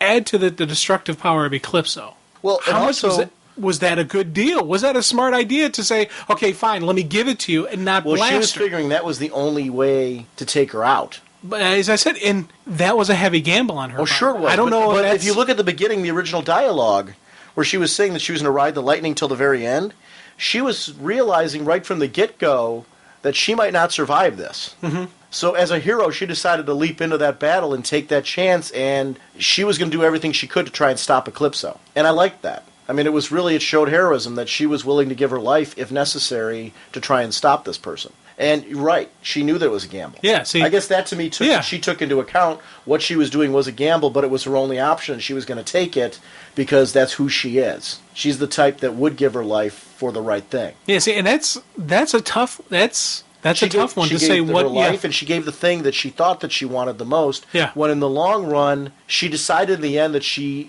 what she wants more than anything is her identity, who she is, and she chose to be Mary Marvel right at that moment. Yeah. We talk about how it's the person in the costume, not the powers that make the hero. In this case, she said, "No, I want to be the hero. I want to be the person that I am, and I'm going to be that person here." And I guess that's what I took from it. And like any story, I think it's open to interpretation. Right. I mean, you could interview the writers, and they might tell me I'm a little off. I don't know. But that, to me, is part of the fun of speculating on a character, because there are certain things that don't happen on camera, certain thoughts that go through a character's head that you don't see. And to me, knowing what I know about Mary Marvel, that moment, it just read so much like, and so much of where this story has gone from the beginning leads to that being exactly what was going on at that moment. I liked it. I really liked it. Hold on, I dig it as well. I wasn't saying you didn't. Okay. No, I'm not correcting you. It's more of sharing an experience. This isn't something where I'm saying, "Oh, Jim, I got to contradict you." I don't mean it that way. I'm geeking out at my own experience. I liked this so much that I'm getting diarrhea of the mouth because I can't. No, I'm serious. I can't help but geeking out over this because this really was my favorite Countdown storyline all the way through, and this was an issue that was, to me, throughout this whole thing, I was glued to. I was like, yeah, and it was also one of those where my respect levels for her increased because, we're comic book fans, because there's that certain fantasy in us that, wow, wouldn't it be cool to be a hero, to do all these things, and to see someone willingly give that up to try and stop someone, and to try and to be themselves again, and to do that, you want to believe again that you would be that powerful and that have that much strength of character. This is where good comic book stories make you strive to be a better person. This is one, when I read it, I'm like, I would hope that I could do that. I don't know. And I love those moments in comics because they make you think about yourself and say, am I the kind of person that could do that? I like it. I geeked out. And one of the things that, I kind of liked when she did do the Shazam and when she did blast all the power into Eclipso, we see Jean Loring free falling, not Eclipso. So obviously, her gamble paid off. But as far as we know, from what it appears to be here, it's going to be answered later on. But on the flip side of this story, we have everything going on with Ray and Bob. Because, Bob moves in for the final kill. Ray tries to pull Jean closer to him so that they both can shrink down. But how much of it was Jean's stubbornness? How much of it was what's going on here? She's caught up in shock of she's not used to this type of adventure. I don't know what it was. Well, it's also you don't know who to trust, what's really going on here. I mean, Ray, who's Ray? Yeah.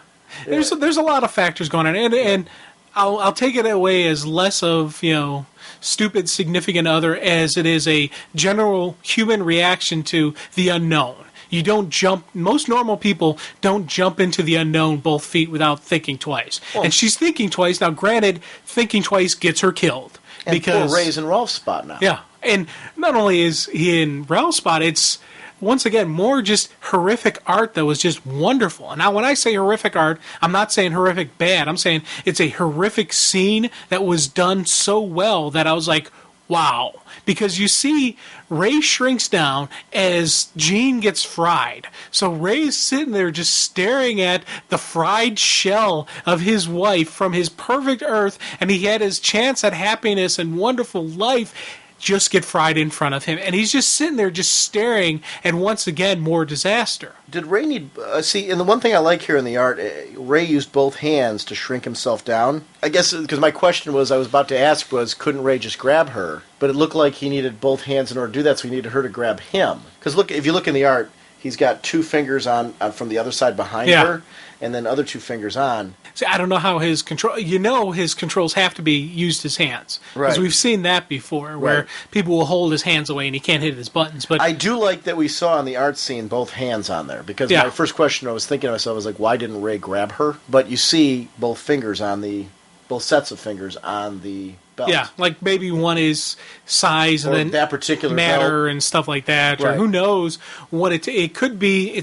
Could be just simple as power on. There could be adjustments he has to make as he shrinks down so he doesn't kill them. Right. I don't know, but that was just some again some neat stuff. Now, one of the things that did also, I got to give Ray some leeway because of what he's been through, but part of me did question, what is he more upset about? Jean's death, or the fact that once again he's not happy? Even in paradise, I can't have happiness. Is he thinking once again more about himself? Is he thinking about Jean? Is he thinking about his past that he ran from? What is the true motivation? Is there? Well, he's going on the similar journey that a lot of these characters are going on in this one. In Countdown, there's a common theme going through of characters discovering who they are. We saw Mary Marvel go through it. Holly Robinson's going through it. Harley Quinn, to a certain extent, is going through it, but it's definitely more we're following. Holly was at a very point at the beginning of this story where she's trying to discover who she is. Look at Jimmy Olsen with Mr. Action. He starts off in Mr. Action going about it a very wrong way. Thinking that that's who he is and who he wants to be. But in the end, the Jimmy that we're seeing now is very different from Mr. Action, the way that he's stepping up and being a hero. It's taking a different route. So... But here's the difference using the Jimmy Olsen. Jimmy Olsen never was a hero. Ray was. So it's like, now granted, I am giving him so leeway. So was Mary. Yeah. And and I'm giving so was Holly. But hold on. Okay. I'm giving Ray some leeway because of grief. Because he is but on one hand, I am sitting there, part of me is saying, dude, you're sitting here, what are you crying about though? He's not done yet. I agree with you. I'm agreeing with you. You're not okay. You're not understanding me here. I'm agreeing with you in the sense that I agree with what you're seeing here with Ray. I think we're seeing it because Ray's going on a similar journey to ones we've seen with other characters, where I think we're going to see a Ray come out of this. He's going to have to step up at some point. He hasn't stepped up yet. Yeah, see, it's okay. We're both on the same. No. We're on the same wavelength here. This Ray isn't stepping up. My point. I'm verifying what you're saying and saying that I think we're seeing this because, like other characters we've seen in Countdown right now, Ray's fallen apart again, and he's been running away, like you've been saying, and I think we need to see him kind of face something. Yeah. We haven't seen him face something yet. Yeah, and we will. Now, though, we do see a true hero. Ralph jumps in, and he doesn't do any good, but he at least tries. He sees this guy has killed his friend. He's attacked his other friend, so he's going to jump on him and try to attack him. Of course, Ralph is fried real good, but with a Fazak.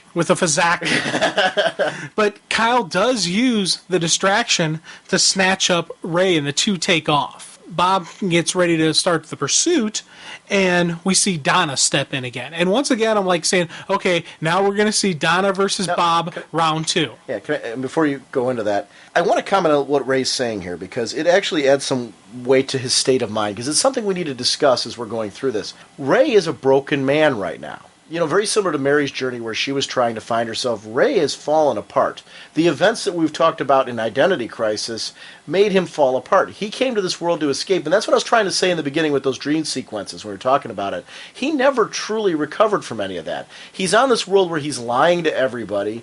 His constant thought is going to be, what happens if I'm discovered? He still hasn't owned up or faced to anything. He's running away from it. In this particular case, he's like, leave me with her. I deserve to die. This is all my fault.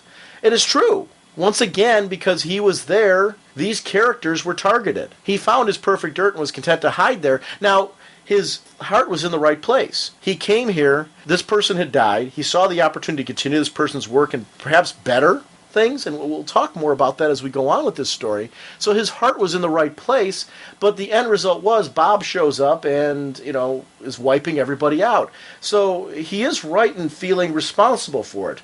But the problem is he hasn't discovered how to be that man yet, how to step up, how to be the hero again. He fell apart psychologically. He was broken with what happened with Jean and everything in Identity Crisis. We haven't seen him recover. I don't know what level we're going to see him recover on. I'm hoping we do. I want to see him step up. I'm with you on the frustration part. Yeah. I feel that this is going to be another journey like we've seen with these other characters, where we're going to see... It's hard to see the redemption of Ray Palmer, because realistically, the only thing he's done wrong is be in the wrong place at the wrong time in any of these circumstances. And run. I still think he ran from his problems instead of facing them. Well, yeah, and a lot of people... If you think about what... If he hadn't run and if he had stayed on, Earth... Do you think Ralph would still be alive? I think Ralph would still be alive. I also think Jean wouldn't have become Eclipso. If Ray had actually stayed with, not stayed with, but, been there as an encouragement and support for Jean to help her get through what snapped her to kill, in a way you can see it was an accident, but she kind of lost it a little bit. If Ray had been that stabilization, maybe Jean wouldn't have embraced the power of Eclipso. But also, your wife kills one of your best friend's wives. Right. How do you support her after that? You don't. Well, I guess I don't see what you're saying. Okay. How did Batman not kill the Joker when Joker killed Jason Todd? He wanted to, but he didn't, because a hero can put aside that hatred, can put aside that rage for the good. But do you expect Batman to be hanging out in Arkham rehabilitating the Joker? That's a very different relationship, so it's not really a fair comparison. Yeah, okay, that's a bad... I will admit, that's a bad one. But just in the sense that I don't see... whereas if Dick Grayson snapped, to a certain extent, will we see Batman hanging out there? See, that's more But if Dick Grayson killed Tim Drake, then... what do you see Bruce doing? Do you see what I'm saying? I don't know. I guess it's a very tricky subject area. It's a touchy one. We're thinking about this on a very deep level here right now as far as what would Ray do. Hold on. Okay. Look at how Batman dealt with Jason Todd when he came back as Red Hood. Mm-hmm. He... he's always tried to stop him and all that, but he never went over the line. And had he ever been able to capture Jason Todd and locked him up in Arkham or locked him up in the prison, I do believe Bruce Wayne would have visited Jason Todd. He would have tried to help him, rehabilitate him, because he's seen the good in Jason Todd. But we've seen Bruce Wayne so many times close himself down, go very dark, and shut out the people close to him at those situations. So Bruce hasn't always had the great life of that either. The very dark Batman pushed everyone away. Bruce Wayne Murderer and Bruce Wayne Fugitive were two very big stories where he did just that. He actually got into a fist fight with Dick Grayson during that period of time. I'm also basing mine on 1 year later Batman. Remember? Right, I know, but I'm saying that history's there. I mean, that character has a history. And you got to remember, Identity Crisis took place before 1 year later, so this wasn't 1 year later. Batman wasn't in place when Identity Crisis happened. See, I don't know. A lot of these heroes are taking these journeys back to what makes them a hero, which is where we're seeing the 1 year later Batman now. I agree with you. I prefer the 1 year later Batman. The 1 year later, but Red Hood took place prior to 1 year later. Right. Remember that 1 year later, the Nightwing storyline that was going on there was gooey Jason Todd. Which we'd all like to forget. But see, it's a toughie, because you think about it. I think, and had Ray Palmer been around when Superman wasn't around, or when Batman wasn't around, mm-hmm. if Ray Palmer, the Atom, had been there, sure. he could have stepped up and been like a. But psychologically, do you think this dude's able to be that guy? That's the thing. I'm looking at this guy here. This is a broken man, dude. Yeah, but sometimes you got to take the pain. Sometimes you got to play through it. Sometimes you got to take, this terrible tragedy in your life. Your wife used your equipment. Yeah. To step on the brain of your buddy's girl and roast her like a marshmallow. How do you face him? Do you think Ralph, where the state Ralph was in 52, Do you think he would have been buddy-buddy with Ray Palmer? Do you think Ray could have bridged that in 52 with the Ralph that was there? Ralph wasn't taking phone calls from Fire. What makes you think he's going to take them from Ray?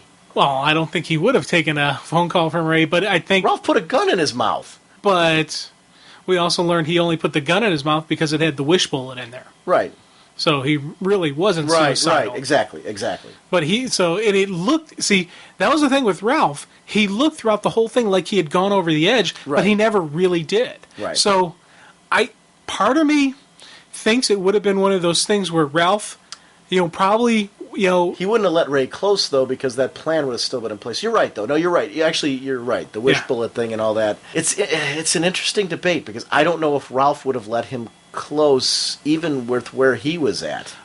Ralph's storyline was fantastic, so I mean, I've got no qualms about that. I just don't see him letting Ray close. He clearly wanted to try and find a way to get Gene back. I mean, not Gene back, I'm sorry. Right. Sue back. How about this? Okay. Think back to 52. Okay. The final sequence of Ralph and all that stuff. Okay. Now, right after Ralph reveals the whole time that he's been, clear conscience, drinking Jingo and not booze and all that stuff, and he knew all along everything was fake, out of nowhere, Ray Palmer grows up and comes full size and helps Ralph kick, some butt, and Ralph doesn't die. Out of nowhere, Hawkman walks in with a mace and hits Felix Faust in the head. Okay, but hold on. Let me finish. All right. Instead of running, Ray goes to Ralph and is supporting. Granted, he's not visually, Ralph doesn't see him, but he's there helping his friend. And he's got his friend's back the entire time. That whole 52 storyline, Ray was there, helping his friend, guiding him if need be, maybe even hopping in his inner ear, talking to him, telling him. But he's a broken man. That's not this guy. That's not this guy. I'm saying I'm saying he should have been that guy, okay? This is saying Hal Jordan should have never become Parallax. No, there's a difference. Yes, it is. No, there's a difference. Hal Jordan set himself up to become Parallax because he fell apart over what happened to his town, his city, and all the people that were in it were destroyed. He fell down, he broke. During that point in time, he opened himself up to be an agent of fear. That's how Parallax got in there. I mean, it's the same thing. We wouldn't have had the Parallax stories if that didn't happen. And the cool part about that story was we eventually saw the redemption of Hal Jordan. My point here is, I think we are on the road to the journey to the Ray Palmer you're talking about. That's not this guy, though. Okay. He's not there yet. This blabbering idiot isn't the guy that's going to do that. No, he's in a bad place. He just saw his wife killed in front of him. Now, here's the other part. He saw the wife killed in front of him that he knew all along was not really the same wife that was his wife. It was his pretend wife who he found out which is really weird on a whole different level. You've had this long-going relationship with somebody. They fell apart and they killed your friend. Now you're in a room with all of them on a different world, reliving that life again, knowing what happened before. How is that not going to mess with your head?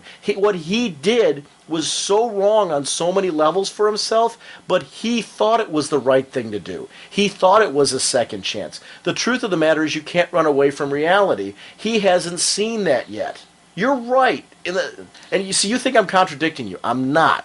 He did need to face it, but he hasn't done that yet. And the interesting part of this story is we're seeing the effect on his consciousness that the fact that he's running's having. He caused the way he's feeling right now because he went to Earth 51 to hide there. He never should have done that. He should have recognized this was the exact wrong move to do. Instead, he was looking at he was like a fish, looking at a hook. He bit onto it and didn't realize that was why he was having the bad dreams. That's why he had to see Zatanna. And in order to actually make that world work, he had to reveal them from the get-go who he really was, and he was never able to do that. Wait, do you think Gene would have married him if he had said, I am the Ray Palmer from Earth 1, whatever Earth we want to talk about, or New Earth? I'm the Ray from New Earth. On my Earth, you killed our friends because you used my powers because our relationship fell apart? She never would have married him. Now, see, depending on what level of reveal Ray gives her, she may have. Now, if he did complete what level of reveal? Unless he was completely truthful. he was always going to be trapped in this particular cycle. He was trapped on this cycle because he was on a world where he had to completely lie. Because of that, he was having dreams of the world from before. And even if he had completely told the truth, don't you think at some point in time some of these heroes would have stepped up? You think Barry Allen in this one, who was willing to dive on Bob and be fried for his friend, do you think that Barry Allen wouldn't have said, hey, Ray, you need to go back and face what happened? He would have been saying what you said. Right, yeah. And see, we are agreeing on It's a stuff. vicious, yeah, he was in a vicious trap. Right. The point you reveal at 100%, they're going to first of all say you're not our Ray. And they're going to start mourning their Ray. Yeah, and then plus... He wouldn't have been on adventures with them. No, and they would have told him, hey, you got to go back. Right. Because that's what a hero does. Right. So, yeah. So, I mean, that would...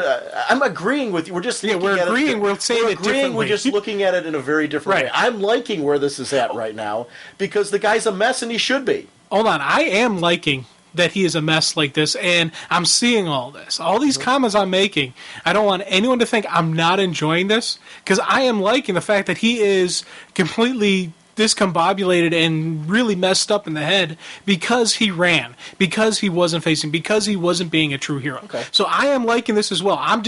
This is part of the... Well, it's a great discussion because you're thinking outside the box, and actually you got me thinking about it. So I'm looking at this as if I am Ray Palmer's friend on Earth 51. Okay. You're Ray Palmer. You've just told me the truth, and I'm telling you, dude, you got to go back and face it. You got to be a hero. You got to step up. Your Earth needs the atom. You're being his Barry Allen. Right. Right. That's where I'm coming from on this. Right. And we're seeing the same things. Right. And I'm saying he never got there because he could never reveal it. Yeah, he couldn't face it. Because it was the easier way to go was to just blend in. He thought he was being honorable by taking on the research of that Ray Palmer. So he made the choice to fit into that life to do that. He would not have been allowed to continue that research there if he had revealed it. Probably not. No. They would have sent him back. Maybe. Well, hold on. Hold on. Okay. Got a question for you. Okay. Okay, you're on the perfect Earth where the heroes have retired. And you tell them, hey, I am not from this Earth. Here's what happened to this Ray 51. He died testing this portal. Maybe they give him asylum. I know where you're going with this. Yeah, exactly. Yeah. He's like, and then he goes, look at this stuff. I am Ray Palmer. I can figure out what Ray did. This is more important for the fate of the multiverse that I stay here and study. Now, granted, who knows how much of Gene would have wanted to be with him, and same thing with Barry and Ralph. They may both have said the Batman from this world would have sent him back via canon.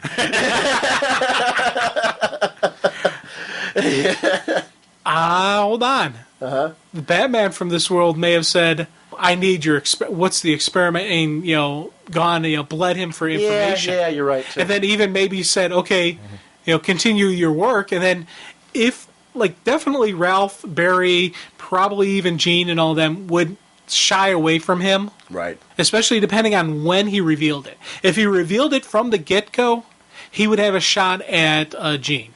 If it was after they were married, if it was a week before this issue occurred that he started revealing this stuff, they would have shied away from him, maybe told him to go back, but maybe he could have talked his way out of it. It all depends on when and how. Would you marry some girl who came here and married another, who had come here from another world and who was married to another Jim? But she was never married to the other Ray. No, but he was married to another Gene. Oh, yeah. Okay. Yeah. You wouldn't find that a bit creepy? Well... Wouldn't you wonder? Okay. See, here's the thing. I'm a bit weird. And we're taking this. We're taking this to an extremely geeky level. Yes, right? We are. We're thinking of this way too far. Taking it to a realistic, which is obviously what we're doing. We're thinking about this from a realistic standpoint. Tell me there wouldn't be the pressure to think of yourself. Did she love me more than she loved him? Did she love him more? Am I living up to her standard for him? That type of thing. Yeah. Where are we at? Yeah. Am I just a second rate? Okay, I can't have the real Jim, so I'm going to have this Jim. He went all these adventures with that Gene. He never had that experience with me. What else was, it would be really, really creepy. Yeah, definitely. Once she found out, she'd walk. Yeah. You don't make that. Then he's back to where she's at. Then she flips out. She kills. Oh my God. Tell me that wouldn't psychologically mess with her head. Yeah. I don't think it would really mess. No, I'm taking. Oh, okay. I'm going to an extreme there. Okay. But who knows? I mean, just some saying.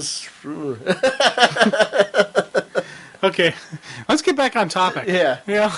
Well, it is on topic. It's just very geeky. Yeah. Tangent. We see once again Donna and Bob.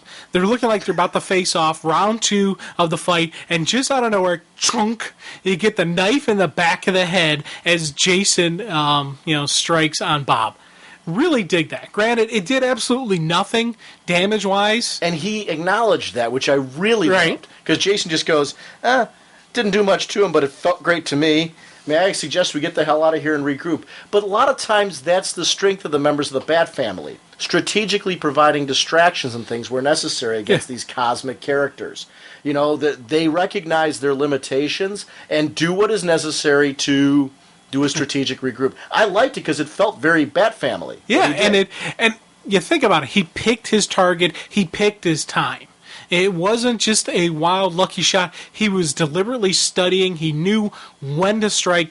Bam, now's when I hit. And Donna was in tune to what he was doing. I don't think Donna ever was planning on fighting Bob that second round. She knew what was going to happen. She knew Jason was going to attack from behind, so it was a nice little team concept of those two having been around each other long enough that they know how to react. As the others escape, the monitors start to gather around Bob.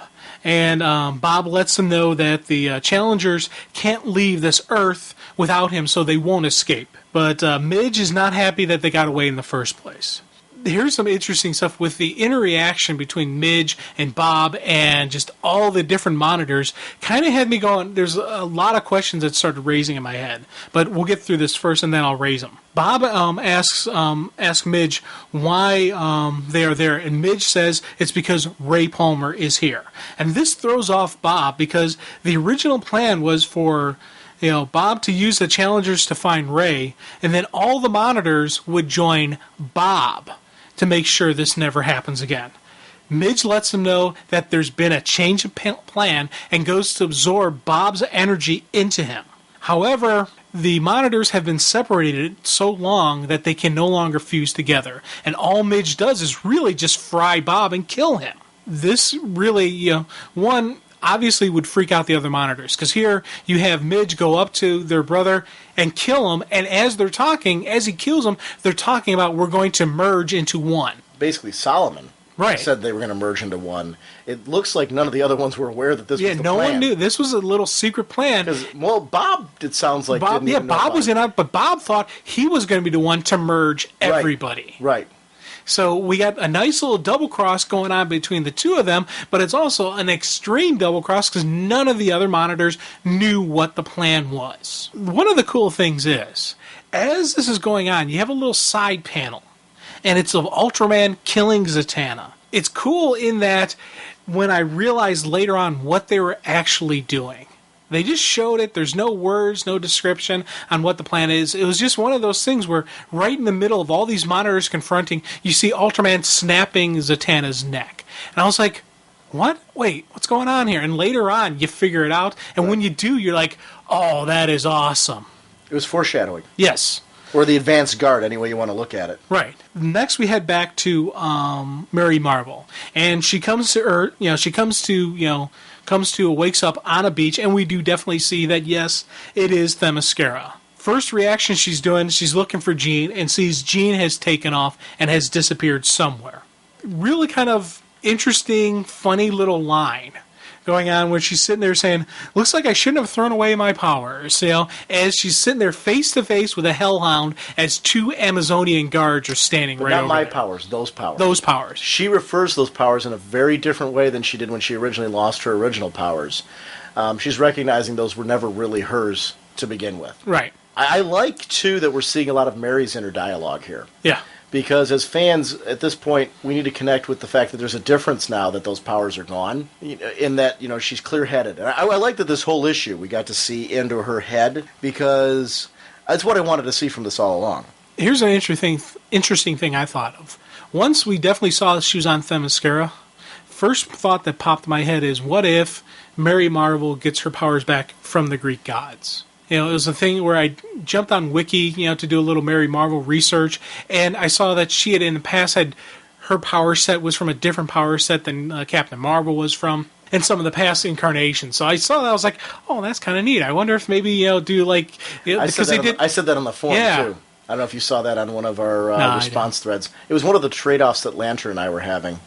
And I said that, what if the god, the gods of the Amazons worship all of a sudden decided to, because she was whining. I said it when I realized she was on Themyscira. Right. And where the possibility was. Actually, you know what, I said it when, I don't want to talk about that right now because it would reveal something. So we head back to the monitors, and they are really getting kind of miffed at Midge. They're starting to see that he used them, that it was all his giant plan, and they were just his puppets, his pawns, however you want to refer to them. But Midge lets them know that he was doing it to merge into the one source. He was doing it for the good, the betterment of all monitors. To become the Prime Monitor. Right, to be the Prime Monitor again. And it was interesting because some of the monitors didn't believe in the Prime Monitor. They said it's a myth, it's a legend. There is no one monitor, which is kind of interesting considering we saw the one monitor before. Everything gets split, through all the Infinite Crises and whatnot, that the monitors don't know about that. So that really had me wondering about who is Midge and who is Bob. Are they different than the other monitors, or are they getting information from somewhere else? What if the Prime Monitor is the one that's working through Jimmy? The Source, because he's supposed to be merging with the Source? Maybe. What if the Source through Jimmy is somehow, it's the Prime Monitor working through Jimmy? I don't know. I'm just throwing out, I'm not saying that's necessarily, I'm sold on that. It could be just the Source contacting Jimmy. I see a merger coming with those storylines on some level at some point. Oh, big time. Now, as all the monitors are arguing, discussing, getting mad at Midge, we see another side panel we see some Monarch shock troops. They just killed off Green Lantern. And it was neat the way they showed it was Green Lantern, because you see this fried body with a little green power ring on the fried hand. So you're like, oh, that's Green Lantern. And I tell you, right then and there is when I figured out exactly what the Monarch was doing. Once I saw that, I'm like, oh, this is beautiful. This is some really cool thinking. Head back to, the monitors once again, and they continue to argue that, Midge is saying, I did this for the good of all. And, for some surprising reason, they don't trust him because of his hidden agenda. And they actually accuse him of corrupting them and deliberately setting the crisis in motion, saying that he took advantage of them when they were still confused at the early stages of separation. Right then at that point in time, as they're arguing, we see Dr. Fate and someone else who I'm not sure taking out this Earth's Superman. The issue ends with Bob blaming the whole problem on the Earth 51 monitor. He says how he hid Ray on the planet from him, and he also blames says that he was trying to protect the monitors from the corruption of the individuality. But the monitors actually throw it back at him, saying, you're so blind, so self-assured, that you fail to ask yourself a simple question. And off camera, we see who monitors the monitors, just as Monarch and his army arrives, which is a real cool looking scene because you got that heavy red focus that we always see whenever we're dealing with Monarch's army, because they're coming right out of the bleed and whatnot. But we also see some sharp, colors of the different villains and heroes and whatnot that are making up the Monarch's army, including there is a Hawk. There's a couple Hawks in that picture. I know there's a Hawk girl right there in the There's thing. a Hawk girl. But later on we also see a Hawkman. Not on, I think it's the next issue. As he comes through, Monarch has a nice little villain rant. He basically lets them know that they're a bunch of idiots and that he's played them for their arrogance and used their bickering against each other. Oh, and also a nice little added bonus is how their hunt for Ray Palmer pulled all the monitors from the Nexus where they were only place they were safe from, Monarch. So they completely exposed themselves. And it was a master manipulator of Monarch playing them against each other. It was a beautiful, beautiful layout. I was like, oh my God. And, as you think about what he did before, he sent his advanced guards to take out the magic users, to take out the super powerful, heroes of Earth 51. So when he does his invasion, they won't have their regular heroes to fall back on. I loved that. I thought that was just a great technical military strategy game plan that they're throwing out there. And once again, it's showing that Monarch isn't just this super powerful baddie, but he's also a thinker. And he plans for every scenario and every situation, which makes him extremely dangerous. I liked the two-page backup in this one. It was really important to me because this one, The Origin of Monarch, it goes through the history of the character. You know, that there was a monarch before this monarch. But it also it leads you right up to his creation of his army. You know, it gives you just the details you need to be involved in this story. So anybody who picked up this issue and hadn't read Arena, pretty much know like what you need to know. Yeah, it fills in the gaps.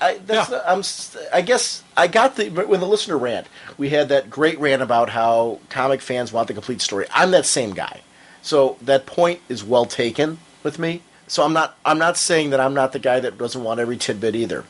But the truth of the matter is, throughout my life, I've had many times where I haven't had the budget to speak of, where I've had to, drop a run for a particular period of time because I just didn't have the money to keep following a certain character. And there was another character I wanted to follow more. So I did that. And what ended up happening is, I've been fortunate enough that for some of those characters, I've been able to now go back and read those issues that he's talking about, so I get that complete story. With other characters, though, there's things that I'm reading in Showcase right now that I've never read before. And I'm having the opportunity now to collect 2 and 3 Showcase volumes and know that I'm going to be able to go back through and read those stories. You can't, you got to look at what your budget is, even counting the fact that you want the complete story. If you want the complete story, you have to pick up every book in the DC universe because it's part of a universe. There's going to be little tidbits and things that are thrown in about certain characters that if you really want the complete story of the DC universe, the expectation is that you pick up every single book. The reality is we're all smart enough that we can figure out the things that we're not able to afford. I guess one of the points that we're trying to show here with the show is that comics are fun, and don't let your frustration over where your budget's at ruin that for you. Find the books that you're enjoying, enjoy those experiences. Don't fret over the things that you can't control. You can't control where your budget's at. If your budget says you're getting 6 books, get those 6 books and enjoy them. And make sure that those 6 books are 6 books that you're enjoying. And I'm a firm believer in that. Even if you disagree with the books that we're enjoying, that's fine. There's so much variety out there in comics right now that if you can't find a perfect 6 books for your stack or whatever, your number is on what you can afford budget-wise, you've really got to rethink what books you're picking up because there's just a lot of variety out there and choice. So I guess, if there's a certain agenda I have with the podcast, that would be mine. I want people to experience what I experience when I pick up my comic stack, because my worst book is a good book that I'm probably never going to read again. When we were talking about those fill-in issues, I enjoyed it. It was a good story. Probably never read it again. That's probably the worst thing I can say about it. And that's typically my whole life. That's been my experience with comics. I enjoy this medium. I'm like a sponge, and stuff that other people go, "Wow, that really blew." I'm like, I didn't have that experience with that. I enjoyed it. I'm that same way with movies. Usually the stuff that people go was a junky movie is a movie that I will watch once, and if it's on TV again, I'll be like, I saw that and change the channel. So that's kind of where I'm at on those books. But I'm hoping you get that from this.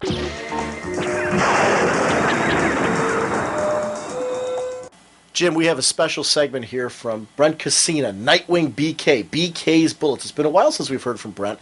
This time he's geeking out about Emperor Joker. I want to hear his thoughts on it. I haven't heard this yet. I always like to save these things for when you're here so the two of us can kind of react in person together to it. So he's got a nice 10-minute audio comment of BK's Bullets. And I want to give a shout-out to audio comments in general.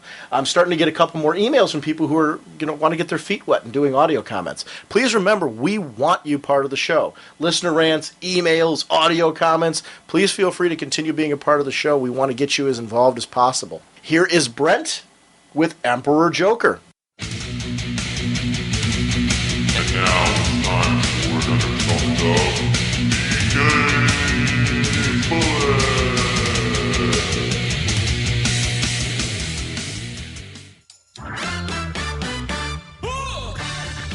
Hey, everybody, this is Brent Cassina back again with another installment of BK's Bullets.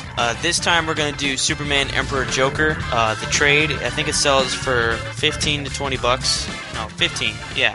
It came out last fall, so it's a pretty recent trade. Maybe a lot of you have read it. I picked this up mainly because I remember reading Superman Batman, the last story with Jeff Loeb, and everything was going wacky, and then all of a sudden Joker showed up with powers and stuff, playing games with Mixoplitic, and I was going, what the heck's going on here? I don't remember anything like this. Mainly because I wasn't reading Superman titles at the time, but I wasn't reading them before Superman Batman came out. But I just remember thinking, what the heck's going on here? And it said, see Superman Emperor Joker.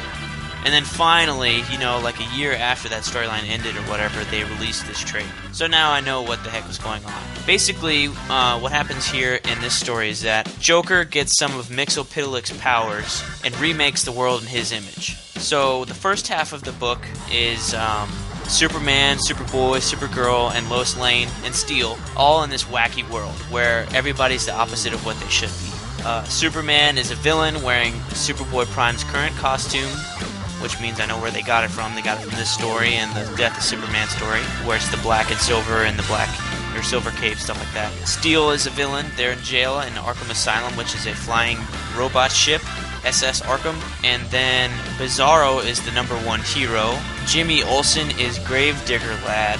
Lois Lane is Lois Lane, but she runs Lane Corp. She's like the Lex Luthor evil villainess. She's bald. She wears a bunch of wigs. So everything's the opposite of what it should be. The JLA are villains. Plastic Man is like actually Plastic Man. He can turn into credit cards. Aquaman has a fish for a head. Wonder Woman is this idealized old like 50s woman. The Susie Homemaker type thing. The Flash, instead of fat, is skinny and fast, is fat. Fat Flash. And I think the best one of all is Martian Manhunter, and he's literally short and looks just like Marvin the Martian from Looney Tunes. That was hilarious. But, and there's Green Lantern, who is a Yellow Lantern for some reason. I don't understand that. Anyway, so the first half of the book is 4 or 5 issues of Superman. At first he starts out as a villain, escapes from Arkham, and goes, there's something wrong here, but I don't know what yet. And then eventually he figures out that he's not the only one because he meets Steel, John Henry Irons, back in Arkham, and then he escapes again and again, stuff like that. But they basically realize that 2 + 2 = 4, which is the opposite of what everyone thinks because they think 2 + 2 = fish. Yes, 2 + 2 = fish.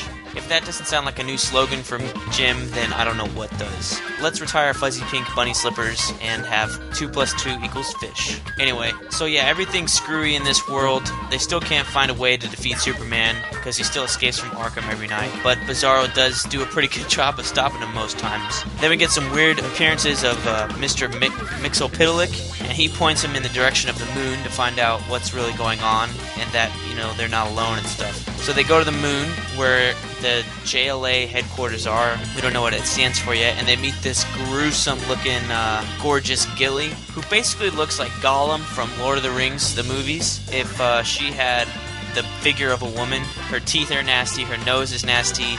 She just has breasts and hips and stuff, and it's disgusting. It's like a rotted old woman corpse. But her power is to get you in her spell, and if you look at her directly, kind of like Medusa, except you don't turn to stone, you kiss her, but we don't know what happens after you kiss her. They didn't go that far. Superboy is working at a burger joint and, wasting his life away, stuff like that. But when they get to the moon, they find the real Mxyzptlk. He's not like a cartoonish version, he's the real guy, just an artist thing.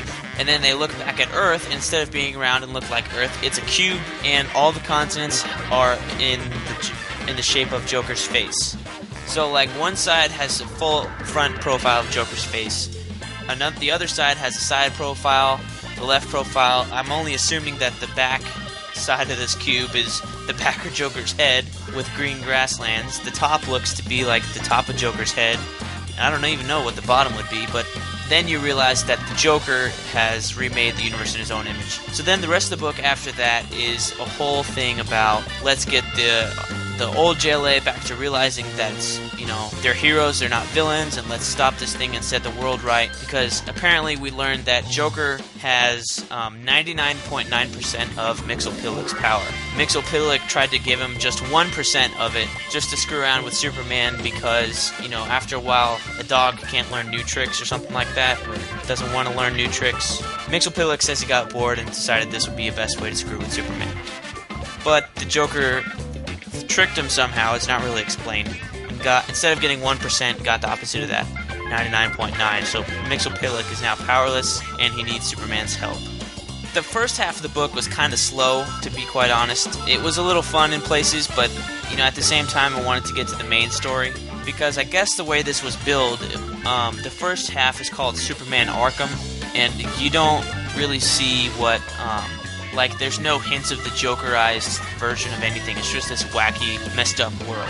Then once you finally hit that page where you see the Earth in the Joker's image, then you realize it's the Joker, and then there's a special that's called Emperor Joker Special. And then every title page after that says Emperor Joker, not Superman Arkham. So I guess it was this kind of big mystery when it came out that you didn't know what the heck was going on. But like in the trade though, you know it's the Joker, so you're kind of waiting like for 4 or 5 issues for the Joker to show up and for the story to really pick up.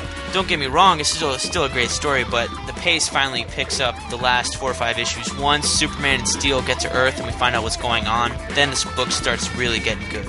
There's an appearance by Batman, and the way they defeat the Joker basically has to do with Superman and Batman, or Batman especially. You know, Superman doesn't do it out of strength because Joker is super powerful. It just basically has to do with the rules of, you know, the game.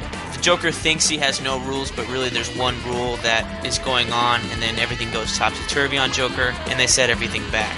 There's a cool sequence in here where Joker puts Superman in like a movie and proceeds to have every person he cares about killed. You see, and it's kind of like mimicking Batman. At first it starts out and Clark Kent's walking with, I guess, his parents in an alley, and then a mugger comes and says, not put up your weapons, but, you know, give me your money and all this stuff. So naturally Clark goes no and jumps in front of the bullets. The bullets bounce off of Clark's chest onto the other wall of the alley, back again, and then back into his parents, killing him. So it's kind of, you know, it would really never happen physically, but hey, it's the Joker's world, so physics don't count. Then Superman is a cartoonist drawing this cartoon for the Lord of Krypton, and then the Lord of Krypton comes, says, you know, Clark Kent, you're not drawing what you're supposed to, because he was drawing the real Justice League. And then Clark throws the Lord of Krypton back, but ends up killing all his co-workers and John Henry Irons. And all the while, the Joker's making Batman watch this in like some Clockwork Orange type thing where his eyelids are taped open. So Superman proceeds to kill everybody, but then the Spectre intervenes and says, you know, Superman, people believe in you, and if they believe in you, then you believe in yourself, and that's what gives you the most power. So the end of the book is, you know, everybody uniting against the Joker, even his own people, because they realize that the Joker just wants to destroy everything. And if the Joker keeps messing up the world as long as he has, then eventually there will be no world order, and instead of just this Earth being messed up, it'll be the whole universe, and it'll be the end of everything. So they have to stop the Joker, and like I said, the way they do is pretty ingenious. It has to do with Batman and the Joker, and I just thought that was like the best part of the story, just the way it came out. Joe Kelly wrote the last chapter and did a really good job of explaining everything. So I was really happy with this purchase. You know, $15, 9 issues. It's got great story, great art, really entertaining and enjoyable. And like I said, it leaves a little cliffhanger where that Superman-Batman story picked up. So I would give this a B minus, C plus. I'd probably give it a solid B. You know, it's pretty good. I wasn't really disappointed with that. Just wish it would have picked up a little bit more in the beginning. But definitely check it out. If you haven't read it yet, check it out at your library or whatever. Flip through it in the comic shop, stuff like that. It's definitely worth your time at least once. And for $15 or cheaper online, where you can find it online, it's definitely worth the money, because this is no like mediocre Superman story. It's a pretty good one, and who doesn't love multiple Earths, especially with what DC's doing right now. Or not multiple Earths, alternate Earths. Anyway, try it out. It's pretty good. Go get it, and hopefully I'll talk to you guys again soon, and it won't be as long in between episodes this time. Thanks, guys.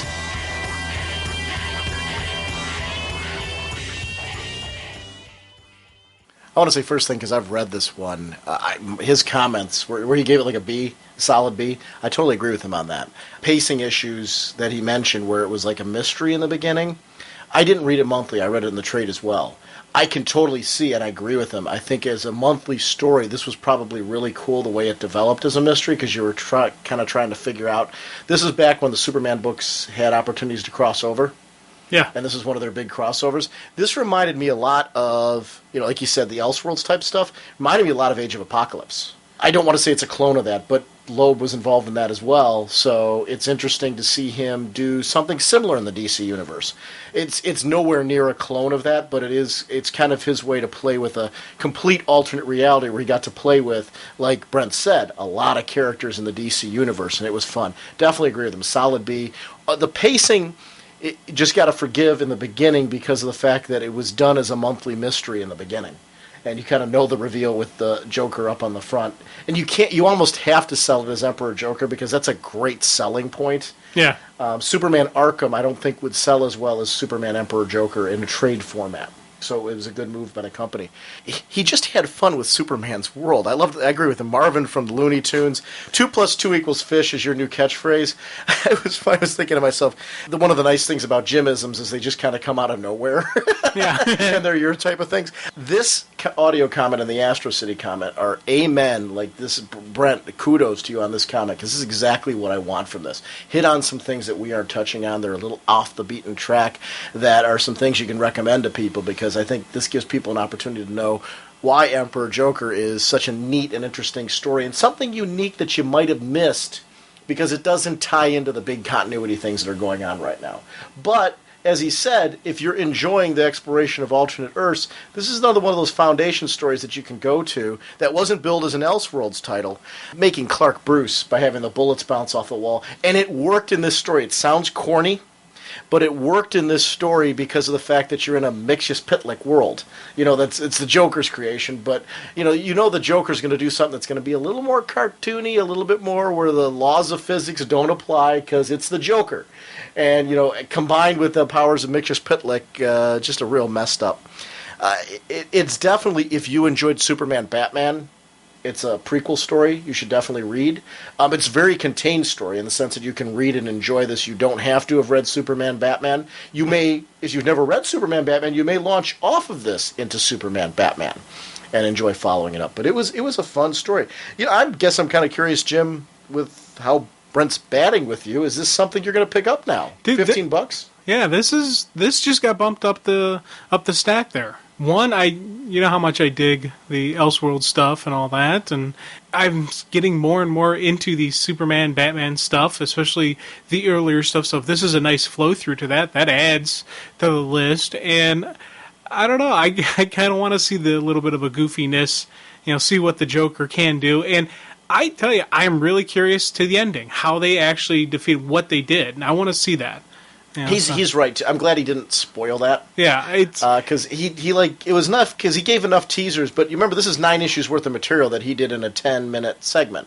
So it's great because he gave you enough of the idea of what the basic premise of the story is, so you can jump on board it. But you do want to see this in execution. He's right in the sense that in the trade it reads a little bit slow in the beginning, but it's well worth getting to that halfway point.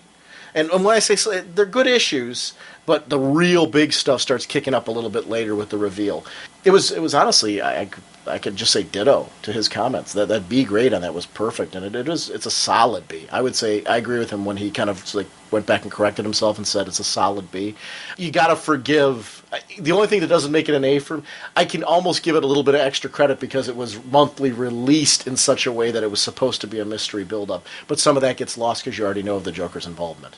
Where at the time, to find out partway through that it was a Joker story had to have been really cool. Yeah.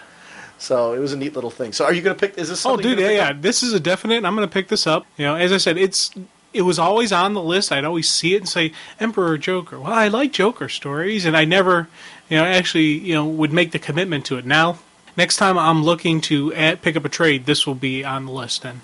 That's great. Thanks again, Brent, for, as always, doing an excellent BK's Bullets.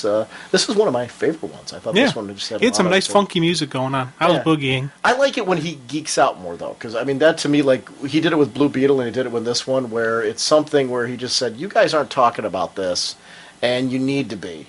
And that's kind of what I want from audio comments. And when Brent does this, it's the same thing I liked in the Astro City comment as well. These are the kind of things that BK's Bullets, my favorite ones, kind of resonate. It's just a personal preference thing. I'm not saying anything else is bad or anything.